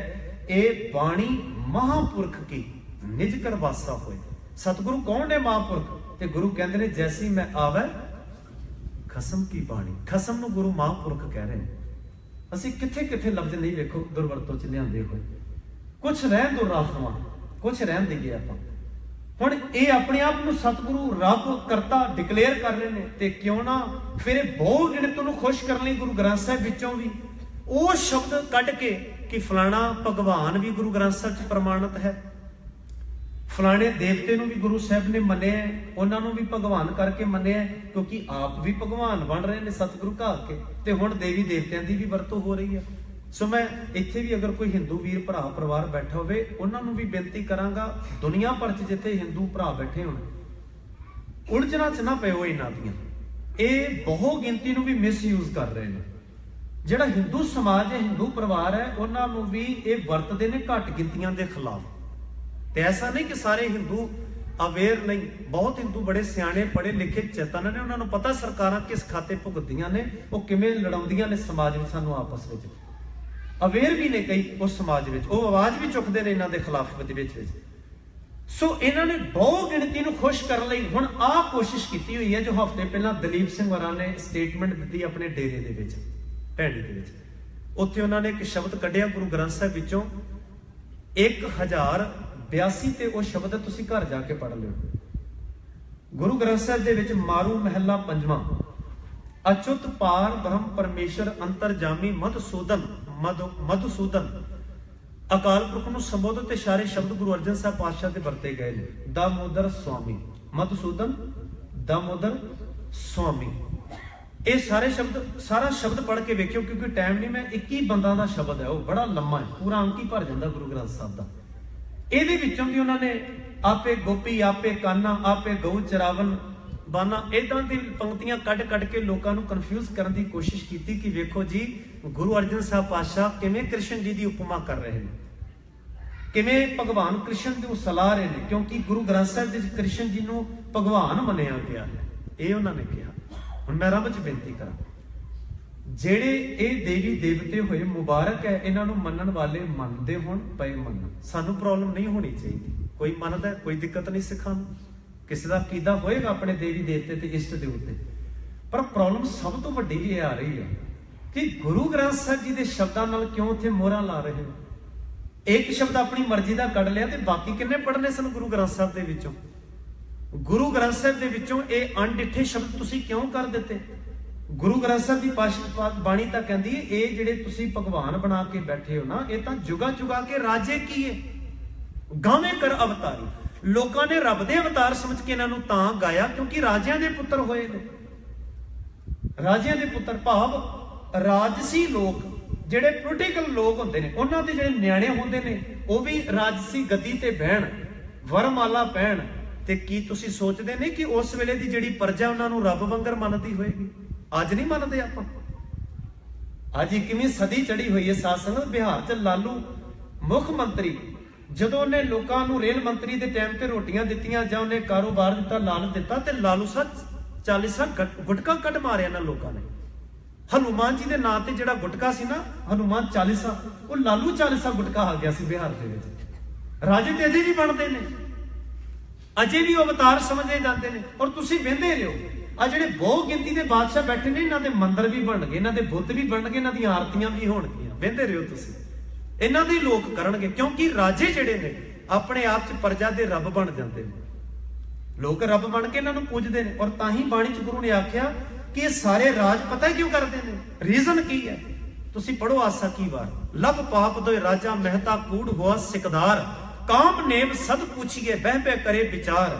ਉਹਦਾ ਰੀਜ਼ਨ ਅੰਧੀ ਰਈਅਤ ਗਿਆਨ ਵੀ ਹੋਣੀ, ਭਾ ਪਰੇ ਮੁਰਦਾਰ। ਰਈਅਤ ਰਿਆਇਤ, ਲੋਕ ਜਦੋਂ ਅਗਿਆਨੀ ਹੋਣਗੇ ਨਾ, ਦੁੱਕੀ ਤਿੱਕੀ ਦਾ ਬੰਦਾ ਵੀ ਬਾਦਸ਼ਾਹ ਬਣੇਗਾ ਉਸ ਸਮਾਜ ਦੇ ਵਿੱਚ, ਰਾਜਾ ਬਣੇਗਾ, ਮੱਥਾ ਟਿਕਾਏਗਾ, ਲੋਕ ਉਹਨੂੰ ਰੱਬ ਕਰਕੇ ਸਲਾਮਗੇ। ਇਹ ਬਾਣੀ ਕਹਿੰਦੀ ਇੱਥੇ ਜੁਗਾਂ ਜੁਗਾਂ ਕੇ ਰਾਜੇ ਕੀ ਇਹ ਗਾਵੇਂ ਕਰ ਅਵਤਾਰੀ, ਤਿਨ ਵੀ ਅੰਤ ਨਾ ਪਾਇਆ ਤਾਂ ਰੱਬ ਦਾ ਅੰਤ ਥੋੜਾ ਪਾ ਲਿਆ ਉਹਨਾਂ ਲੋਕਾਂ ਨੇ।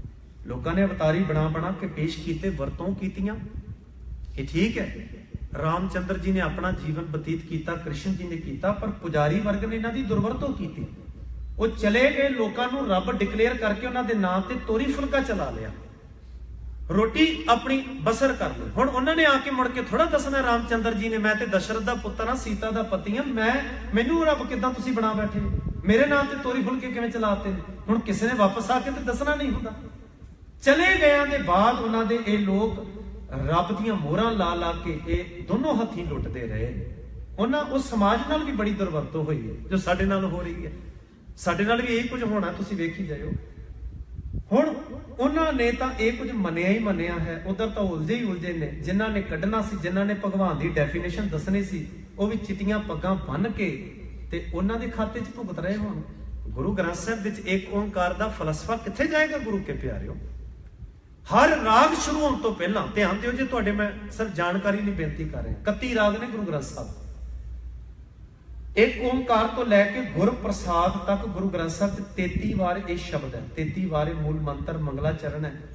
31 ਰਾਗਾਂ ਤੋਂ ਪਹਿਲਾਂ, ਇੱਕ ਜਪਜੀ ਸਾਹਿਬ ਤੋਂ ਪਹਿਲਾਂ, ਇੱਕ ਸੋਲਕ ਵਾਰਾਂ ਦੇ ਵਧੀਕ। ਇਹ ਕਿਉਂ ਵਰਤਿਆ ਗੁਰੂ ਸਾਹਿਬ ਨੇ? ਭਲਾ ਇੱਕ ਵਾਰ ਲਿਖ ਦਿੰਦੇ ਤੇ ਗੱਲ ਮੁੱਕ ਜਾਣੀ ਸੀ। 527 ਵਾਰ ਗੁਰੂ ਗ੍ਰੰਥ ਸਾਹਿਬ 'ਚ ਏਕ ਓੰਕਾਰ ਕਿਉਂ ਰਿਪੀਟ ਹੋ ਰਿਹਾ, ਕਿਉਂ ਰੈਪੀਟੇਸ਼ਨ ਹੋ ਰਹੀ ਹੈ ਉਸ ਵਰਡ ਦੀ? ਕਿਉਂਕਿ ਇਹ ਗੁਰੂ ਗ੍ਰੰਥ ਸਾਹਿਬ ਦਾ ਮੁੱਢ ਹੈ, ਮੂਲ ਹੈ, ਬੇਸ ਹੈ। ਏਕ ਓੰਕਾਰ ਅਕਾਲ ਪੁਰਖ ਏਕ ਦਾ ਇਹ ਐਲਾਨਨਾਮਾ ਹੈ, ਇੱਕ ਪੈਗਾਮ ਹੈ, ਇੱਕ ਸੁਨੇਹਾ ਹੈ ਕਿ ਜੇ ਏਕ ਓੰਕਾਰ ਤੁਸੀਂ ਅੰਨੇ ਬੰਨੇ ਕਰ ਦਿੰਦੇ ਹੋ, ਸਾਰੀ ਵਿਚਾਰ ਉਲਝਣਾਂ 'ਚ ਪੈ ਜਾਏਗੀ। ਹਰ ਰਾਗ ਸ਼ੁਰੂ ਹੋਣ ਤੋਂ ਪਹਿਲਾਂ ਗੁਰੂ ਨੇ ਤਾਂ ਏਕ ਓੰਕਾਰ ਤੋਂ ਗੁਰਪ੍ਰਸਾਦ ਦਾ ਪੈਮਾਨਾ ਰੱਖਿਆ ਕਿ ਇਸ ਰਾਗ 'ਚ ਜਿੰਨੇ ਭਗਤਾਂ ਦੇ ਸ਼ਬਦ ਨੇ, ਸਿੱਖਾਂ ਦੇ ਨੇ, ਗੁਰੂ ਸਾਹਿਬ ਦੇ ਸ਼ਬਦ ਨੇ, ਉਹ ਸਾਰੇ ਸ਼ਬਦ ਏਕ ਓੰਕਾਰ ਤੋਂ ਗੁਰਪ੍ਰਸਾਦ ਦੇ ਦਾਇਰੇ ਦੇ ਵਿੱਚ ਹੀ ਅਰਥ ਕਰਨਗੇ। ਇਹ ਸਕੇਲ, ਇੱਕ ਮਾਪਦੰਡ ਹੈ ਗੁਰੂ ਕੇ ਪਿਆਰਿਓ ਬਾਣੀ ਦੇ ਵਿੱਚ। ਹੁਣ ਰੱਬ ਕੀ ਹੈ? ਸਤਨਾਮ ਹੈ, ਉਹ ਸਦੀਵੀ ਹੈ, ਸਦੀਵੀ ਹੋਂਦ ਵਾਲਾ, ਉਹ ਕਰਤਾ ਪੁਰਖ ਹੈ, ਆਪ ਬਣਾ ਕੇ ਲੋਕਾਂ ਦੇ ਵਿੱਚ ਵਸਿਆ ਹੋਇਆ ਹੈ, ਨਿਰਭਉ ਹੈ, ਉਹ ਡਰਦਾ ਨਹੀਂ ਹੈ, ਨਿਰਵੈਰ ਹੈ, ਕਿਸੇ ਨਾਲ ਉਹਦਾ ਕੋਈ ਵੈਰ ਦੁਸ਼ਮਣੀ ਭਾਵ ਨਹੀਂ ਹੈ, ਨਿਰਵੈਰ, ਅਕਾਲ ਮੂਰਤ ਹੈ, ਉਹਦੀ ਮੂਰਤ ਅਕਾਲ ਰਹਿਤ ਹੈ, ਉਹ ਮੌਤ ਦੇ ਦਾਇਰੇ 'ਚ ਨਹੀਂ ਆਉਂਦਾ, ਨਾ ਬਚਪਨ, ਨਾ ਜਵਾਨੀ, ਨਾ ਬੁਢੇਪੇ ਵਿੱਚ ਉਹ ਜਾ ਸਕਦਾ ਹੈ, ਨਾ ਉਹਨੂੰ ਮੌਤ ਆਉਂਦੀ ਹੈ, ਉਹ ਅਜੂਨੀ ਹੈ, ਜੂਨਾ 'ਚ ਨਹੀਂ ਆਉਂਦਾ, ਸਹਿ ਭੰਗ ਹੈ, ਖੁਦ ਬਣਿਆ, ਉਹਨੂੰ ਕਿਸੇ ਨੇ ਨਹੀਂ ਬਣਾਇਆ, ਔਰ ਉਹ ਗੁਰੂ ਦੀ ਬਖਸ਼ਿਸ਼ ਤੇ ਰਹਿਮਤ ਦੇ ਨਾਲ ਪ੍ਰਾਪਤ ਹੁੰਦਾ ਹੈ ਗੁਰਪ੍ਰਸਾਦ। ਇਸ ਸਕੇਲ ਹੈ। ਹੁਣ ਪਤਾ ਨਹੀਂ ਦਲੀਪ ਸਿੰਘ ਜੀ ਨੇ ਜਾਂ ਤਾਂ ਪੂਰੀ ਬਾਣੀ ਪੜ੍ਹੀ ਨਹੀਂ ਚੱਜ ਦੇ ਨਾਲ, ਕਿਸੇ ਨੇ ਉਹਨਾਂ ਨੂੰ ਇਹ ਸ਼ਬਦ ਫੜਾ ਦਿੱਤਾ ਤੇ ਅਰਥ ਚੱਕ ਕੇ ਲਾ ਦਿੱਤੇ।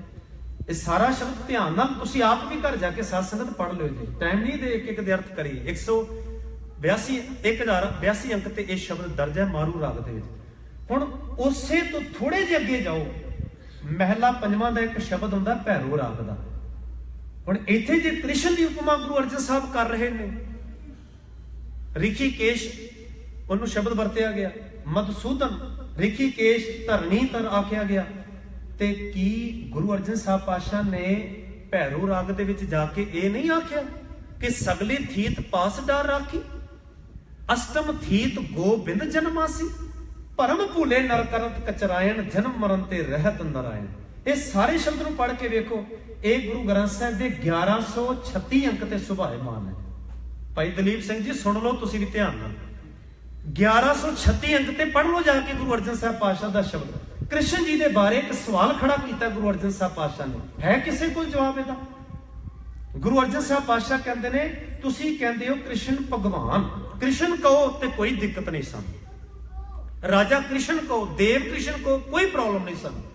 ਜੇ ਤੁਸੀਂ ਰੱਬ ਕ੍ਰਿਸ਼ਨ ਕਹਿੰਦੇ ਹੋ, ਭਗਵਾਨ ਕ੍ਰਿਸ਼ਨ ਕਹਿੰਦੇ ਹੋ, ਫਿਰ ਅਸੀਂ ਸਵਾਲ ਤਾਂ ਕਰਾਂਗੇ ਨਾ ਤੁਹਾਨੂੰ, ਕਿਉਂਕਿ ਭਗਵਾਨ ਤਾਂ ਫਿਰ ਸਾਰਿਆਂ ਦਾ ਹੁੰਦਾ।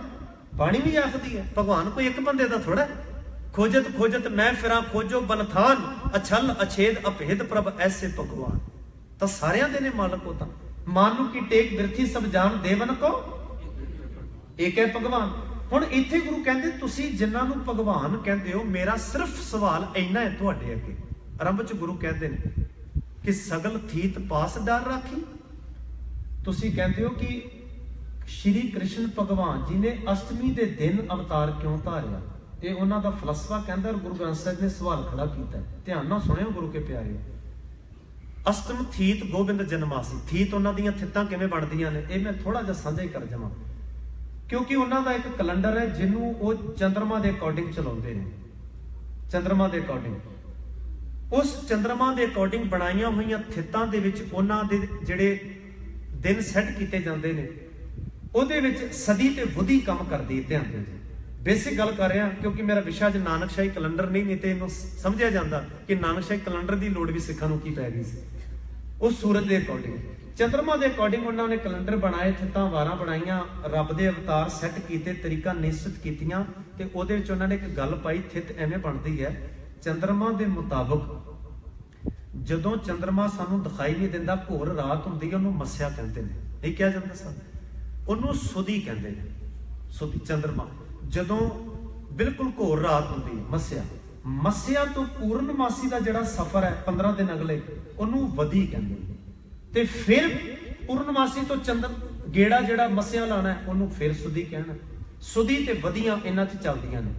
ਹੁਣ ਉਹਦੇ ਵਿੱਚ ਭਾਦੋਂ ਦਾ ਮਹੀਨਾ ਚੜਿਆ, ਭਾਦਰੋਂ ਦਾ ਮਹੀਨਾ ਹੈ, ਤੇ ਹਿੰਦੂ ਇਹ ਫਿਲਾਸਫੀ ਇਹ ਗੱਲ ਕਹਿੰਦੀ ਹੈ ਕਿ ਬਕਾਇਦਾ ਭਾਦਰੋਂ ਦੇ ਮਹੀਨੇ ਵਧੀ ਦੇ ਵਿੱਚ ਪੂਰਨਮਾਸ਼ੀ ਤੋਂ ਮੱਸਿਆਵਾਲ ਦਾ ਜਿਹੜਾ ਸਮਾਂ ਚੱਲ ਰਿਹਾ ਸੀ, ਤੇ ਠੀਕ 8 ਦਿਨ ਬਾਅਦ, 8 ਅਸ਼ਟ ਨੂੰ ਕਹਿੰਦੇ ਨੇ,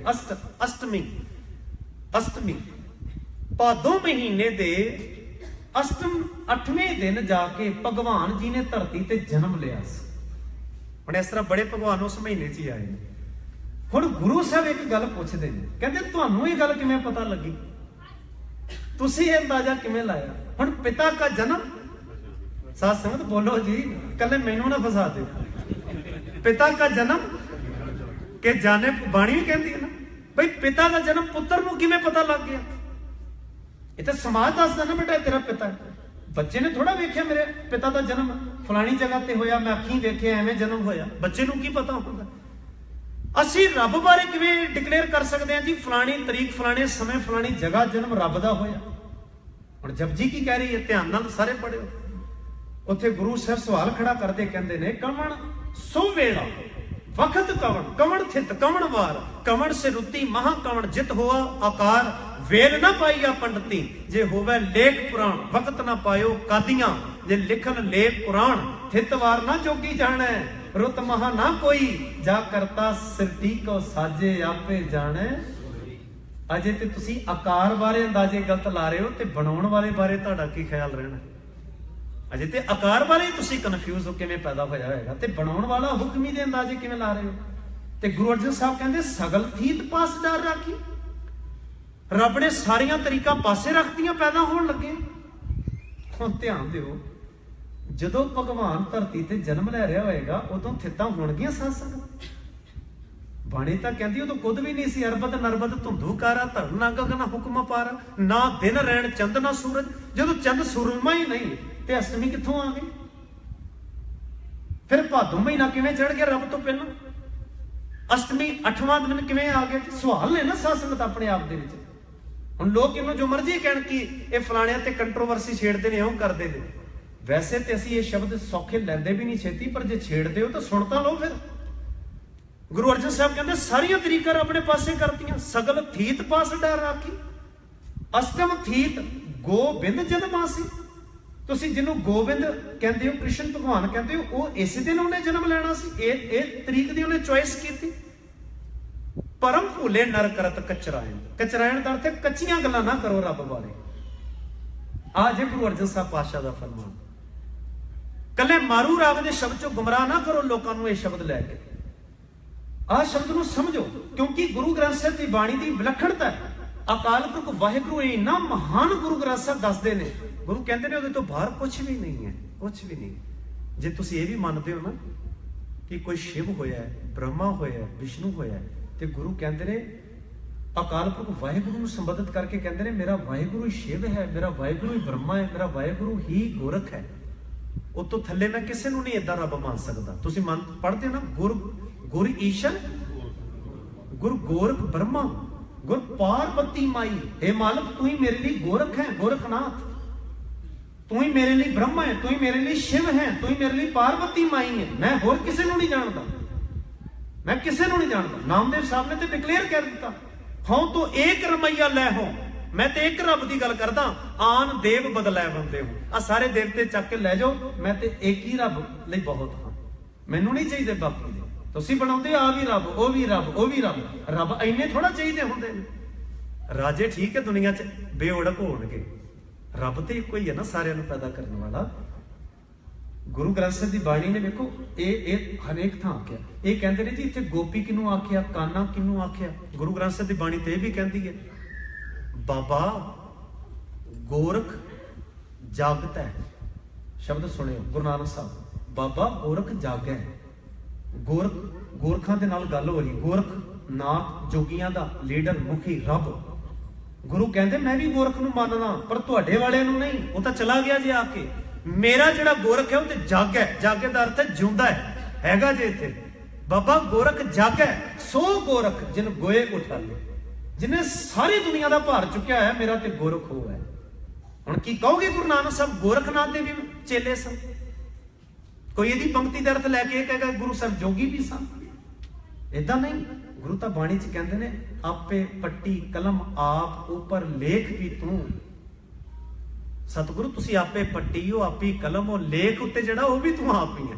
ਭਾਵ ਹਰ ਥਾਂ ਮੇਰਾ ਮਾਲਕ ਹੀ ਮਾਲਕ ਨਜ਼ਰ ਆ ਰਿਹਾ। ਆਪੇ ਮਾਛੀ ਮਛਲੀ, ਆਪੇ ਪਾਣੀ ਜਾਲ, ਆਪੇ ਜਾਲ ਬਣਕਣਾ, ਆਪੇ ਅੰਦਰ ਲਾਲ।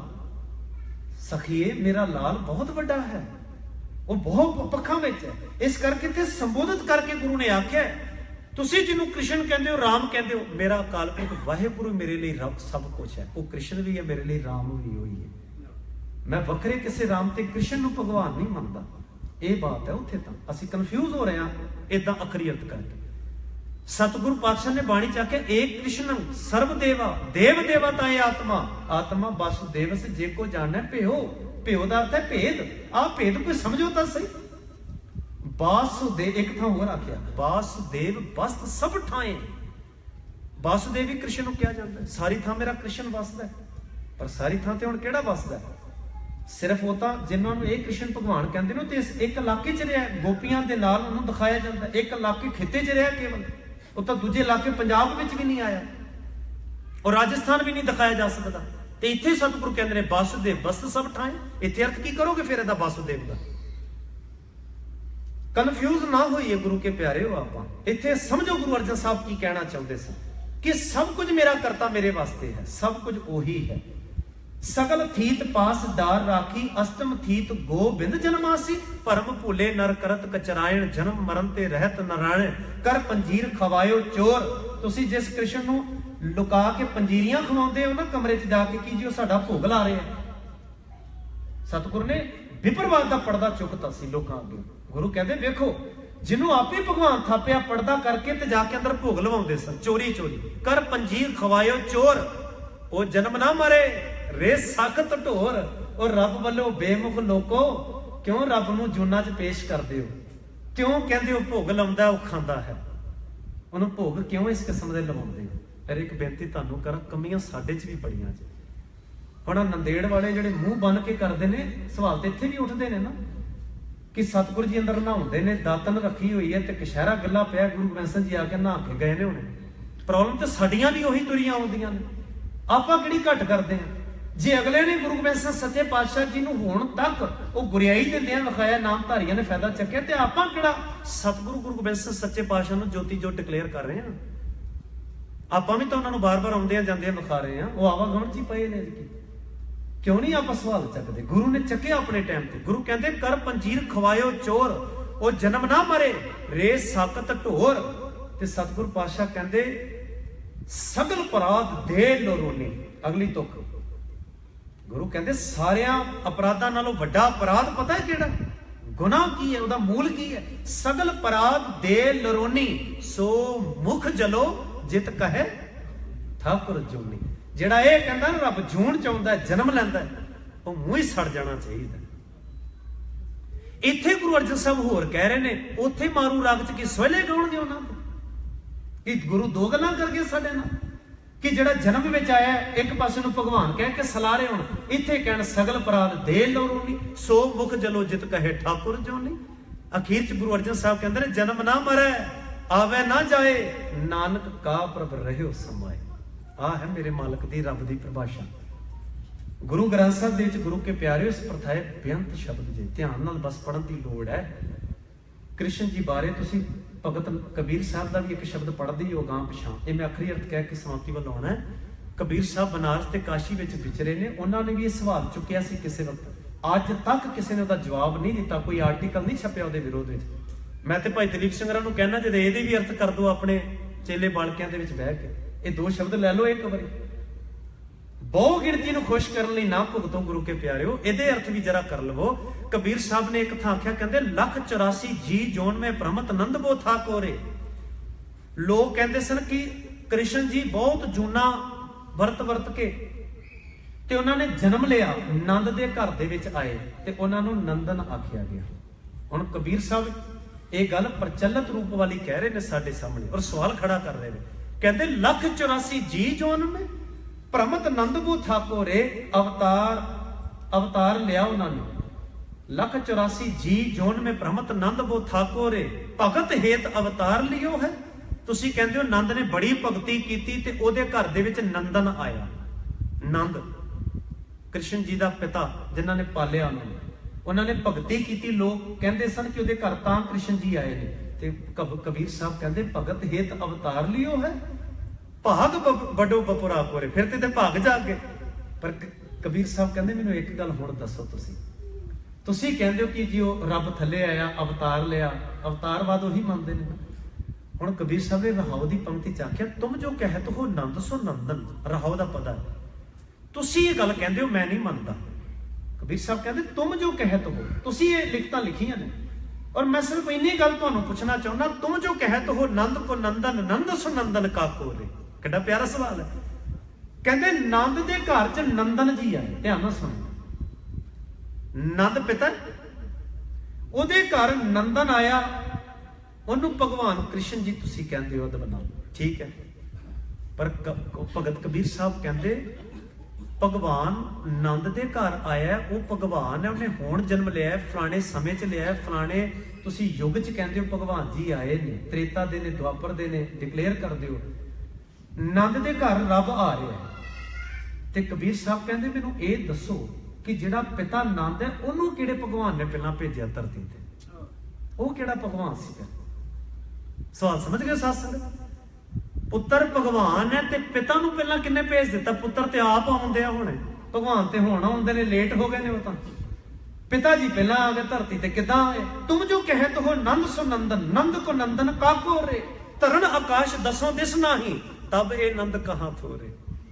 ਜਦੋਂ ਧਰਤੀ ਆਕਾਸ਼ ਨਹੀਂ ਸੀ, ਉਦੋਂ ਦੱਸੋਗੇ ਨੰਦ ਜੀ ਕਿੱਥੇ ਰਹਿੰਦੇ ਸਨ? ਉਦੋਂ ਉਹਨਾਂ ਦੇ ਪਿਤਾ ਜੀ ਕਿੱਥੇ ਬੈਠੇ ਹੋਏ ਸਨ, ਜਿਨ੍ਹਾਂ ਨੇ ਭਗਵਾਨ ਨੂੰ ਜਨਮ ਦੇਣਾ ਸੀ? ਇੰਨਾ ਵੀ ਦੱਸ ਦੋ ਨਾ ਹੁਣ ਆਪਣੀਆਂ ਲਿਖਤਾਂ ਦੇ ਵਿੱਚ। ਤੇ ਅਖੀਰ ਕਬੀਰ ਸਾਹਿਬ ਕਹਿੰਦੇ ਨਾ ਇਹ ਗਲਤੀਆਂ ਕਰੋ, ਨਾ ਰੱਬ ਨੂੰ ਜੂਨਾਂ 'ਚ ਵਿਖਾਓ। ਤੁਸੀਂ ਉਦਾਂ ਕਿਸੇ ਨੂੰ ਰਿਸਪੈਕਟ ਦਿੰਦੇ ਹੋ, ਕਿਸੇ ਨੂੰ ਪ੍ਰਚਾਰਕ ਮੰਨਦੇ ਹੋ, ਕਿਸੇ ਨੂੰ ਚੰਗੀ ਬਿਰਤੀ ਦਾ ਮਾਲਕ ਮੰਨਦੇ ਹੋ, ਉਹਨਾਂ ਨੂੰ ਦੇਹ ਬਿਰਤੀ ਵਾਲਾ ਮੰਨਦੇ ਹੋ, ਮੰਨੋ, ਪਏ ਮੰਨੋ। ਪਰ ਰੱਬ ਤੇ ਭਗਵਾਨ ਕਹਿ ਕੇ ਕਰਤੇ ਨੂੰ ਧਰਤੀ ਤੇ ਨਾ ਲਾਓ, ਆਪਣੇ ਬਰਾਬਰ ਦਾ ਨਾ ਬਣਾਓ। ਅਖੀਰ ਕਬੀਰ ਸਾਹਿਬ ਕਹਿੰਦੇ ਹੁਣ ਮੇਰੇ ਤੋਂ ਸੁਣੋ, ਮੇਰਾ ਰੱਬ ਕੌਣ ਹੈ?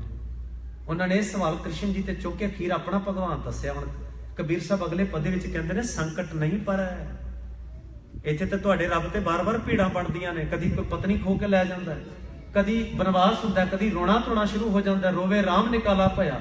ਪਰ ਸਾਡਾ ਭਗਵਾਨ ਰੋਂਦਾ ਵਿਖਾ ਸਕਦੇ ਹੋ ਕਿੱਥੇ ਰੋਇਆ ਇੱਕ ਵਾਰੀ? ਸੰਕਟ ਨਹੀਂ ਪਰ ਜੋਨ ਨਹੀਂ ਆਵੇ, ਨਾਮ ਨਿਰੰਜਨ ਜਾਕੋ ਰੇ, ਕਬੀਰ ਕੋ स्वामी ऐसो ठाकुर जाका माई ना बापू रे। ਆ ਬਾਤ ਜੀ, ਬਸ ਇੰਨੀ ਕੁ ਗੱਲ ਹੀ ਹੈ ਨਾ ਸਮਝਣ ਵਾਲੀ। ਤੇ ਭਾਈ ਦਲੀਪ ਸਿੰਘ ਜੀ ਆ ਵੀ ਸ਼ਬਦ ਪੜੋ, ਇਹ ਵੀ ਲੋਕਾਂ ਨੂੰ ਦੱਸੋ ਜਰਾ, ਕਿਉਂ ਗਲਤ ਖਾਤੇ ਤੇ ਰਾਜਸੀ ਲੋਕਾਂ ਦੀਆਂ ਇਸ ਤਰੀਕੇ ਨਾਲ ਚਾਪਲੂਸੀਆਂ ਕਰਕੇ ਲੋਕਾਂ ਨੂੰ ਗੁੰਮਰਾਹ ਕਰਦੇ ਹੋ। ਗੁਰੂ ਗ੍ਰੰਥ ਸਾਹਿਬ ਤੇ ਘੱਟੋ ਘੱਟ ਬਖਸ਼ੋ। ਤੁਸੀਂ ਕਿਹੜਾ ਨਾਮ ਦਿੰਦੇ ਹੋ, ਕਿੱਦਾਂ ਦੀ ਦੁਕਾਨ ਚਲਾਉਂਦੇ ਹੋ, ਸਾਨੂੰ ਕੋਈ ਤਲਕ ਨਹੀਂ ਹੈ। ਕਰੋ। ਗੋਰਿਆਂ ਦੀ ਪੈਦਾਇਸ਼ ਜੇ ਹੁਣ ਤੱਕ ਸਰਕਾਰਾਂ ਦੇ ਖਾਤੇ ਭੁਗਤ ਰਹੀ ਤੇ ਸਾਨੂੰ ਕੋਈ ਪ੍ਰੋਬਲਮ ਨਹੀਂ ਹੈ। ਪਰ ਮਸਲਾ ਹੈ ਅਸੀਂ ਕੁੱਕਰ ਹਾਂ ਇਹਦੇ ਦਰਬਾਰ ਦੇ। ਸਾਡਾ ਭੌਂਕਣਾ ਫਰਜ਼ ਹੈ, ਸਮਾਜ ਨੂੰ ਆਪਣੇ ਘਰਦਿਆਂ ਨੂੰ ਉਠਾਉਣਾ ਫਰਜ਼ ਹੈ, ਕਿਉਂਕਿ ਚੋਰੀ ਨਾ ਕੋਈ ਕਰੇ, ਉਸ ਖਜ਼ਾਨੇ ਚੋਂ ਕੋਈ ਇੱਕ ਹੀਰਾ ਵੀ ਇਧਰ ਉਧਰ ਨਾ ਕਰ ਜਾਏ। ਇਹ ਸਾਡਾ ਫਰਜ਼ ਬਣਦਾ, ਕਿਉਂਕਿ ਹਮ ਤਨਵੰਤ ਭਾਗੜ ਸਚ ਨਾਏ, ਹਰ ਗੁਣ ਗਾਵੇਂ सहज सुभाए, पीऊ दादे का खोल डिठा खजाना, ता मेरे मन पया निधाना, रतन लाल जाका कछु ना मोल, भरे भंडार अखूट अतोल, खावे खर्चे रल मिल भाई, टोट ना आवे। साध संगत अमोल बड़ा जी, ਇਹਦੀ ਕੋਈ ਕੀਮਤ ਨਹੀਂ ਦਿੱਤੀ ਜਾ ਸਕਦੀ। ਇੱਕ ਇੱਕ ਲਫ਼ਜ਼ ਗੁਰੂ ਗ੍ਰੰਥ ਸਾਹਿਬ ਦਾ ਕੀਮਤੀ ਬੇਸ਼ੁਮਾਰ ਜੇ। ਮੱਤ ਵਿੱਚ ਰਤਨ ਜਵਾਹਰ ਮਾਣਕ ਜੇ, ਇੱਕ ਗੁਰ ਕੀ ਇੱਕ ਇੱਕ ਸਿੱਖਿਆ ਇੰਨੀ ਕੀਮਤੀ ਜੇ, ਇਹ ਖਰੀਦੀ ਤੇ ਵੇਚੀ ਨਹੀਂ ਜਾ ਸਕਦੀ। ਔਰ ਧਿਆਨ ਰੱਖਿਓ, ਜਿਹੜਾ ਇਹਨੂੰ ਜ਼ਿੰਦਗੀ ਦਾ ਹਿੱਸਾ ਬਣਾ ਲੇਗਾ ਨਾ, ਉਹਨੂੰ ਵੀ ਨਹੀਂ ਕੋਈ ਖਰੀਦ ਸਕਦਾ। ਉਹ ਚੀਰਿਆ ਜਾ ਸਕਦਾ, ਦੇਗਾਂ ਚੁਬਲ ਸਕਦਾ, ਦੁਪਾੜ ਹੋ ਜਾਏਗਾ। ਜਿਵੇਂ ਸ਼ਬਦ ਨਹੀਂ ਖਰੀਦਿਆ ਜਾ ਸਕਦਾ, ਤੇ ਸ਼ਬਦੀ ਬੰਦਾ ਜਿਹੜਾ ਸੁਰਤ ਉਹਦੇ ਵਿੱਚ ਖੁਬਾ ਦੇਵੇ, ਇੱਕ ਮਿਕ ਹੋ ਜਾਏ, ਉਹ ਵੀ ਅਮੁੱਲ ਹੋ ਜਾਂਦਾ ਹੈ। ਅਮੁੱਲ ਗੁਣ, ਅਮੁੱਲ ਵਪਾਰ, ਅਮੁੱਲ ਵਪਾਰੀ ਹੈ, ਅਮੁੱਲ, ਉਹਨੂੰ ਕੋਈ ਨਹੀਂ ਖਰੀਦ ਸਕਦਾ। ਖਰੀਦੇ ਉਹ ਜੋ ਜਾਣੇ ਜਾਂਦੇ ਨੇ ਜਿਹੜੇ ਆਪਣੀ ਕੀਮਤ ਡਿਕਲੇਅਰ ਕਰਦੇ ਨੇ। ਉਹਨਾਂ ਨੂੰ ਸਰਕਾਰਾਂ ਖਰੀਦੀਆਂ ਨੇ, ਉਹਨਾਂ ਦੀਆਂ ਨਿਲਾਮੀਆਂ ਹੁੰਦੀਆਂ ਨੇ। ਜਿਵੇਂ ਸਾਡੇ 'ਚ ਵੇਖੋ ਅੱਜ ਜਥੇਦਾਰ, ਲੰਬਰਦਾਰ ਸਾਰੀ ਗਿਰਵੀ ਪਏ ਹੋਏ ਨੇ, ਮੂੰਹ ਨਹੀਂ ਖੋਲ ਸਕਦੇ, ਕਿਉਂਕਿ ਇੱਕ ਵਾਰੀ ਜਦੋਂ ਤੁਸੀਂ ਕਿਸੇ ਦੇ ਅੱਗੇ ਗਿਰਵੀ ਪੈ ਜਾਓ, ਤੁਹਾਡੀ ਚੀਜ਼ ਨਹੀਂ ਰਹਿ ਜਾਂਦੀ। ਬਾਣੀ ਤਾਂ ਕਹਿੰਦੀ ਹੈ, ਮੈਂ ਸਿਰ ਵੇਚਿਆ ਗੁਰ ਆਗੇ, ਮੈਂ ਸਿਰ ਵੇਚਿਆ ਤੇ ਕੇਵਲ ਗੁਰੂ ਅੱਗੇ। ਹੁਣ ਜਿਹੜੀ ਚੀਜ਼ ਕਿਸੇ ਨੂੰ ਵੇਚ ਦਿੱਤੀ ਜਾਵੇ, ਉਹਦੇ ਤੇ ਹੱਕ ਹੀ ਖਤਮ ਹੋ ਜਾਂਦਾ ਆਪਣਾ। ਇਹਨਾਂ ਨੇ ਤੇ ਸਰਕਾਰਾਂ ਅੱਗੇ ਆਪਣਾ ਆਪ ਵੇਚ ਦਿੱਤਾ, ਇਹਨਾਂ ਦਾ ਆਪਣੇ ਦੇ ਉੱਤੇ ਹੁਣ ਕਬਜ਼ਾ ਕੋਈ ਨਹੀਂ ਰਿਹਾ। ਇਹ ਵੀ ਵਿਚਾਰੇ ਹੁਣ ਕੀ ਕਰਨ। ਨਿਲਾਮੀਆਂ ਵਾਲੇ ਘਰੋਂ ਬੈਗ ਭਰ ਕੇ ਤੁਰੇ ਹੋਏ ਨੇ, ਉਹ ਬੋਲੀਆਂ ਲਾਉਂਦੇ ਨੇ, ਇਹ ਹੱਥ ਖੜੇ ਕਰਦੇ ਨੇ। ਬਸ ਕੋਈ ਖਰੀਦਣ ਵਾਲਾ ਚਾਹੀਦਾ। ਗੁਰੂ ਬਖਸ਼ਿਸ਼ ਕਰਨ, ਰਹਿਮਤ ਕਰਨ ਸਾਡੀ ਕੌਮ ਦੇ ਵਿੱਚ, ਉਹ ਗੁਰੂ ਸਿੱਖ ਪੈਦਾ ਕਰੇ। ਦੁਨੀਆ ਦੀ ਕੋਈ ਕਰੰਸੀ ਉਹਨਾਂ ਨੂੰ ਖਰੀਦ ਨਾ ਸਕੇ, ਕੋਈ ਕਰੰਸੀ ਨਾ ਖਰੀਦ ਸਕੇ, ਤਾਂ ਗੱਲ ਬਣਨੀ ਜੀ। ਗੁਰੂ ਰਹਿਮਤ ਕਰਨ। ਗੁਰੂ ਪਾਤਸ਼ਾਹ ਦੇ ਚਰਨਾਂ 'ਚ ਅਰਦਾਸ ਹੈ ਕਿ ਜਿਵੇਂ ਇੱਥੋਂ ਦੀ ਪ੍ਰਬੰਧਕ ਕਮੇਟੀ ਨੇ ਕੰਮ ਕੱਸੇ ਕੀਤੇ ਨੇ, ਹੋਰ ਕਮੇਟੀਆਂ ਵੀ ਕਰਨ। ਆਪਣੇ ਸਤਿਕਾਰਯੋਗ ਸਟੇਟ ਸੈਕਟਰੀ ਸਾਹਿਬ ਆਪਣੇ ਵੱਲੋਂ ਵੀ ਜੇਬੋਂ ਵੀ ਉਹਨਾਂ ਨੇ ਪਿਆਰ ਦਿੱਤਾ, ਪਰ ਉਹਨਾਂ ਨੇ ਆਖਿਆ ਕਿ ਅਸੀਂ ਯਤਨ ਕਰਾਂਗੇ ਇੱਥੇ ਬੱਚਿਆਂ ਲਈ ਭਵਿੱਖ ਲਈ ਕਮੇਟੀ ਵਿੱਚ ਫੈਸਲਾ ਕਰੀਏ, ਕੋਈ ਪ੍ਰਚਾਰਕ ਆਵੇ ਦੱਸੇ, ਉਹਦੇ ਲਈ ਵੀ ਅੱਗੇ ਵਿਉਂਤਬੰਦੀ ਹੋ ਰਹੀ ਹੈ। ਇੱਥੋਂ ਦੀਆਂ ਸੰਗਤਾਂ ਦੇ ਵਿੱਚ ਜਿਵੇਂ ਭਾਈ ਸਬਰੀ ਸੇਵਾ ਨਿਭਾ ਰਹੇ ਨੇ, ਉਹਨਾਂ ਨੇ ਵੀ ਤੁਹਾਨੂੰ ਗੁਰਬਾਣੀ ਗੁਰਮਤਿ ਅੱਜ ਤੱਕ ਸੁਣਾਈ ਹੈ, ਔਰ ਉਮੀਦ ਕਰਦਾ ਉਹ ਪਹਿਰਾ ਦਿੰਦੇ ਇਸੇ ਤਰ੍ਹਾਂ ਦਿੰਦੇ ਰਹਿਣ, ਕਿਉਂਕਿ ਅਸੀਂ ਕੁੱਕਰ ਹੋਦੇ ਦਰ ਦਾ ਖਾਂਦੇ ਹਾਂ। ਸਾਡੀ ਜ਼ਿੰਮੇਵਾਰੀ ਬਣਦੀ ਹੈ ਇੱਥੇ ਬੈਠ ਕੇ। स्वामी को ग्रह ज्यों सदा स्वाम तजत नहीं नेत्र, नानक ए विद हर भजो, एक मन होए एक चेत। इत्थे वीर सेवादार कीर्तनी जथे बड़ा इन्होंने प्यार दिता। सच जाने 2 हफ्तियां दे विच मैं हो सकदा 2-3 वारी घरे फोन किया, बस घर भी भुलिया पिया सी। इत्थे जिहड़ा वीरां ने प्यार दिता, एक परिवारक माहौल, इत्थों दे बजुर्गां ने संगतां ने बह बह के 12-12 वजे तक लंगर हाल दे विच, कोई वेला नहीं हुंदा घरों। ਤੁਸੀਂ ਟਾਈਮ ਕੱਢਿਆ, ਸੁਣਦੇ ਰਹੇ ਲਗਾਤਾਰ। ਇੱਕ ਸ਼ੌਂਕ ਹੈ, ਮੈਨੂੰ ਵੀ ਮਹਿਸੂਸ ਹੋਇਆ ਕਿ ਕਸੂਰ ਕਿਤੇ ਸਾਡਾ ਹੀ ਸੀ। ਸੰਗਤਾਂ ਤੇ ਪਿਆਸੀਆਂ ਤੇ ਭੁੱਖੀਆਂ ਅਜੇ ਵੀ ਲੱਭ ਰਹੀਆਂ ਨੇ ਉਹ ਵਿਚਾਰ। ਬਸ ਸਾਡੀ ਹੀ ਕਮੀ ਹੈ, ਸਾਡੀ ਹੀ ਘਾਟ ਹੈ, ਇਹ ਗੁਰੂ ਕਿਤੇ ਦੂਰ ਪੂਰੀ ਕਰਾ ਦੇਵੇ। ਸਾਡਾ ਇੱਕ ਦੂਜੇ ਨਾਲ ਭਾਈਚਾਰਾ, ਪਿਆਰ, ਨੇੜਤਾ ਬਣੇ, ਔਰ ਗੁਰੂ ਨੂੰ ਵਿੱਚ ਰੱਖ ਕੇ ਅਸੀਂ ਹਰ ਫੈਸਲੇ ਕਰਨੇ ਸਿੱਖੀਏ। ਆਪਣੇ ਜਨਮ ਤੋਂ ਮੌਤ ਤੱਕ ਦੇ ਸੰਸਕਾਰ ਗੁਰੂ ਅਕੋਰਡਿੰਗ ਕਰੀਏ। ਸਿੱਖ ਰਹਿਤ ਮਰਿਆਦਾ ਤੇ ਮੈਂ ਪਹਿਰੇ ਦੇਈਏ। ਨਾਨਕ ਸ਼ਾਹੀ ਕੈਲੰਡਰ ਦੇ ਅਕੋਰਡਿੰਗ ਦਿਨ ਮਨਾਈਏ। ਔਰ ਜਿਵੇਂ ਕੱਲ ਵੀਰ ਜਗਜੀਤ ਸਿੰਘ ਨੇ ਮੈਨੂੰ ਚੇਤੇ ਦਿਵਾਇਆ, ਜੋ ਲੰਗਰ 'ਚ ਸੇਵਾ ਕਰਦੇ ਨੇ, ਕਿਉਂਕਿ ਇਹਨਾਂ ਨੇ ਕਾਲ ਕੀਤੀ ਸੀ, ਇਹਨਾਂ ਨੇ ਤੁਹਾਡੇ ਦਰਸ਼ਨ ਕਰਾਏ ਵੀਰ ਨੇ।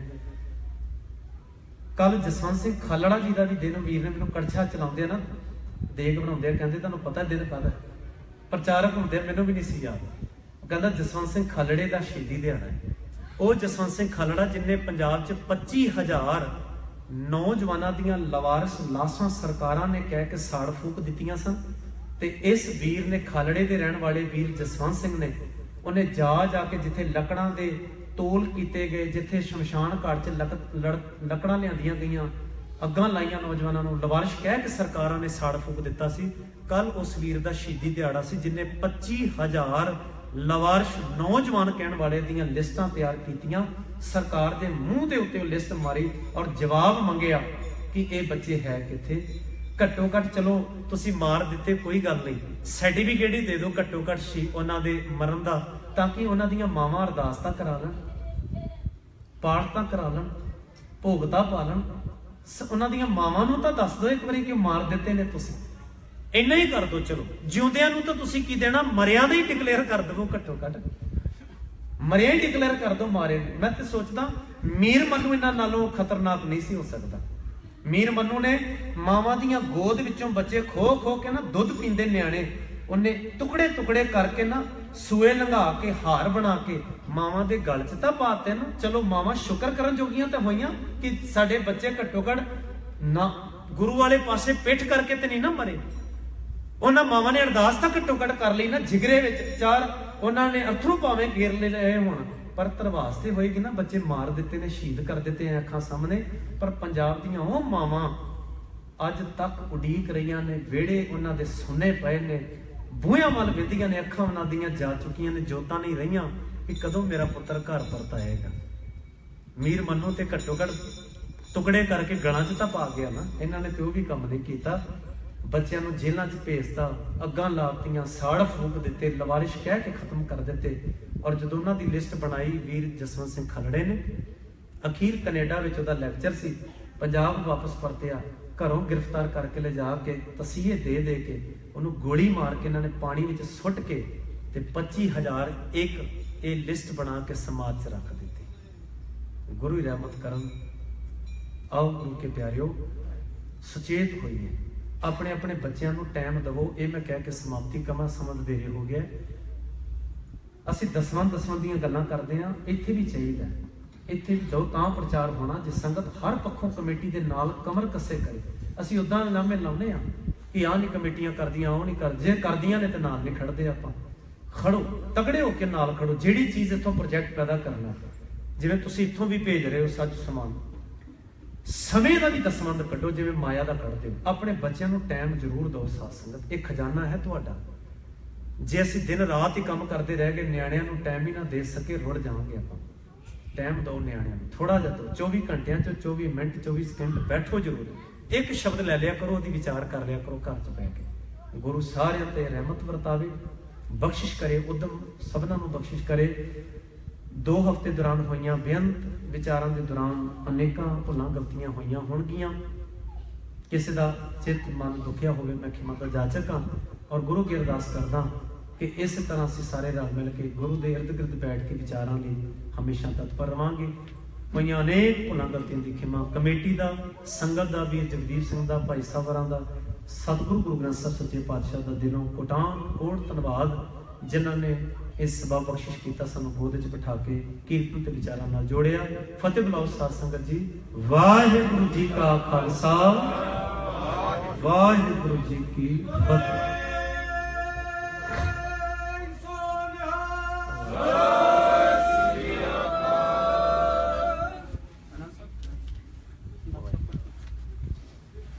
ਮੈਂ ਤਾਂ ਸੋਚਿਆ ਤੇ ਲਾਸਟ ਦਿਨ ਆਓ ਸਾਧ ਸੰਗਤ ਜੀ, 6 ਪੌੜੀਆਂ ਆਨੰਦ ਸਾਹਿਬ ਦਾ ਪਾਠ ਸਾਰੇ ਰਲ ਕੇ ਗਾਇਨ ਕਰੀਏ। ਕੋਈ ਰਸਨਾ ਵਾਂਝੀ ਨਾ ਰਵੇ ਜੀ।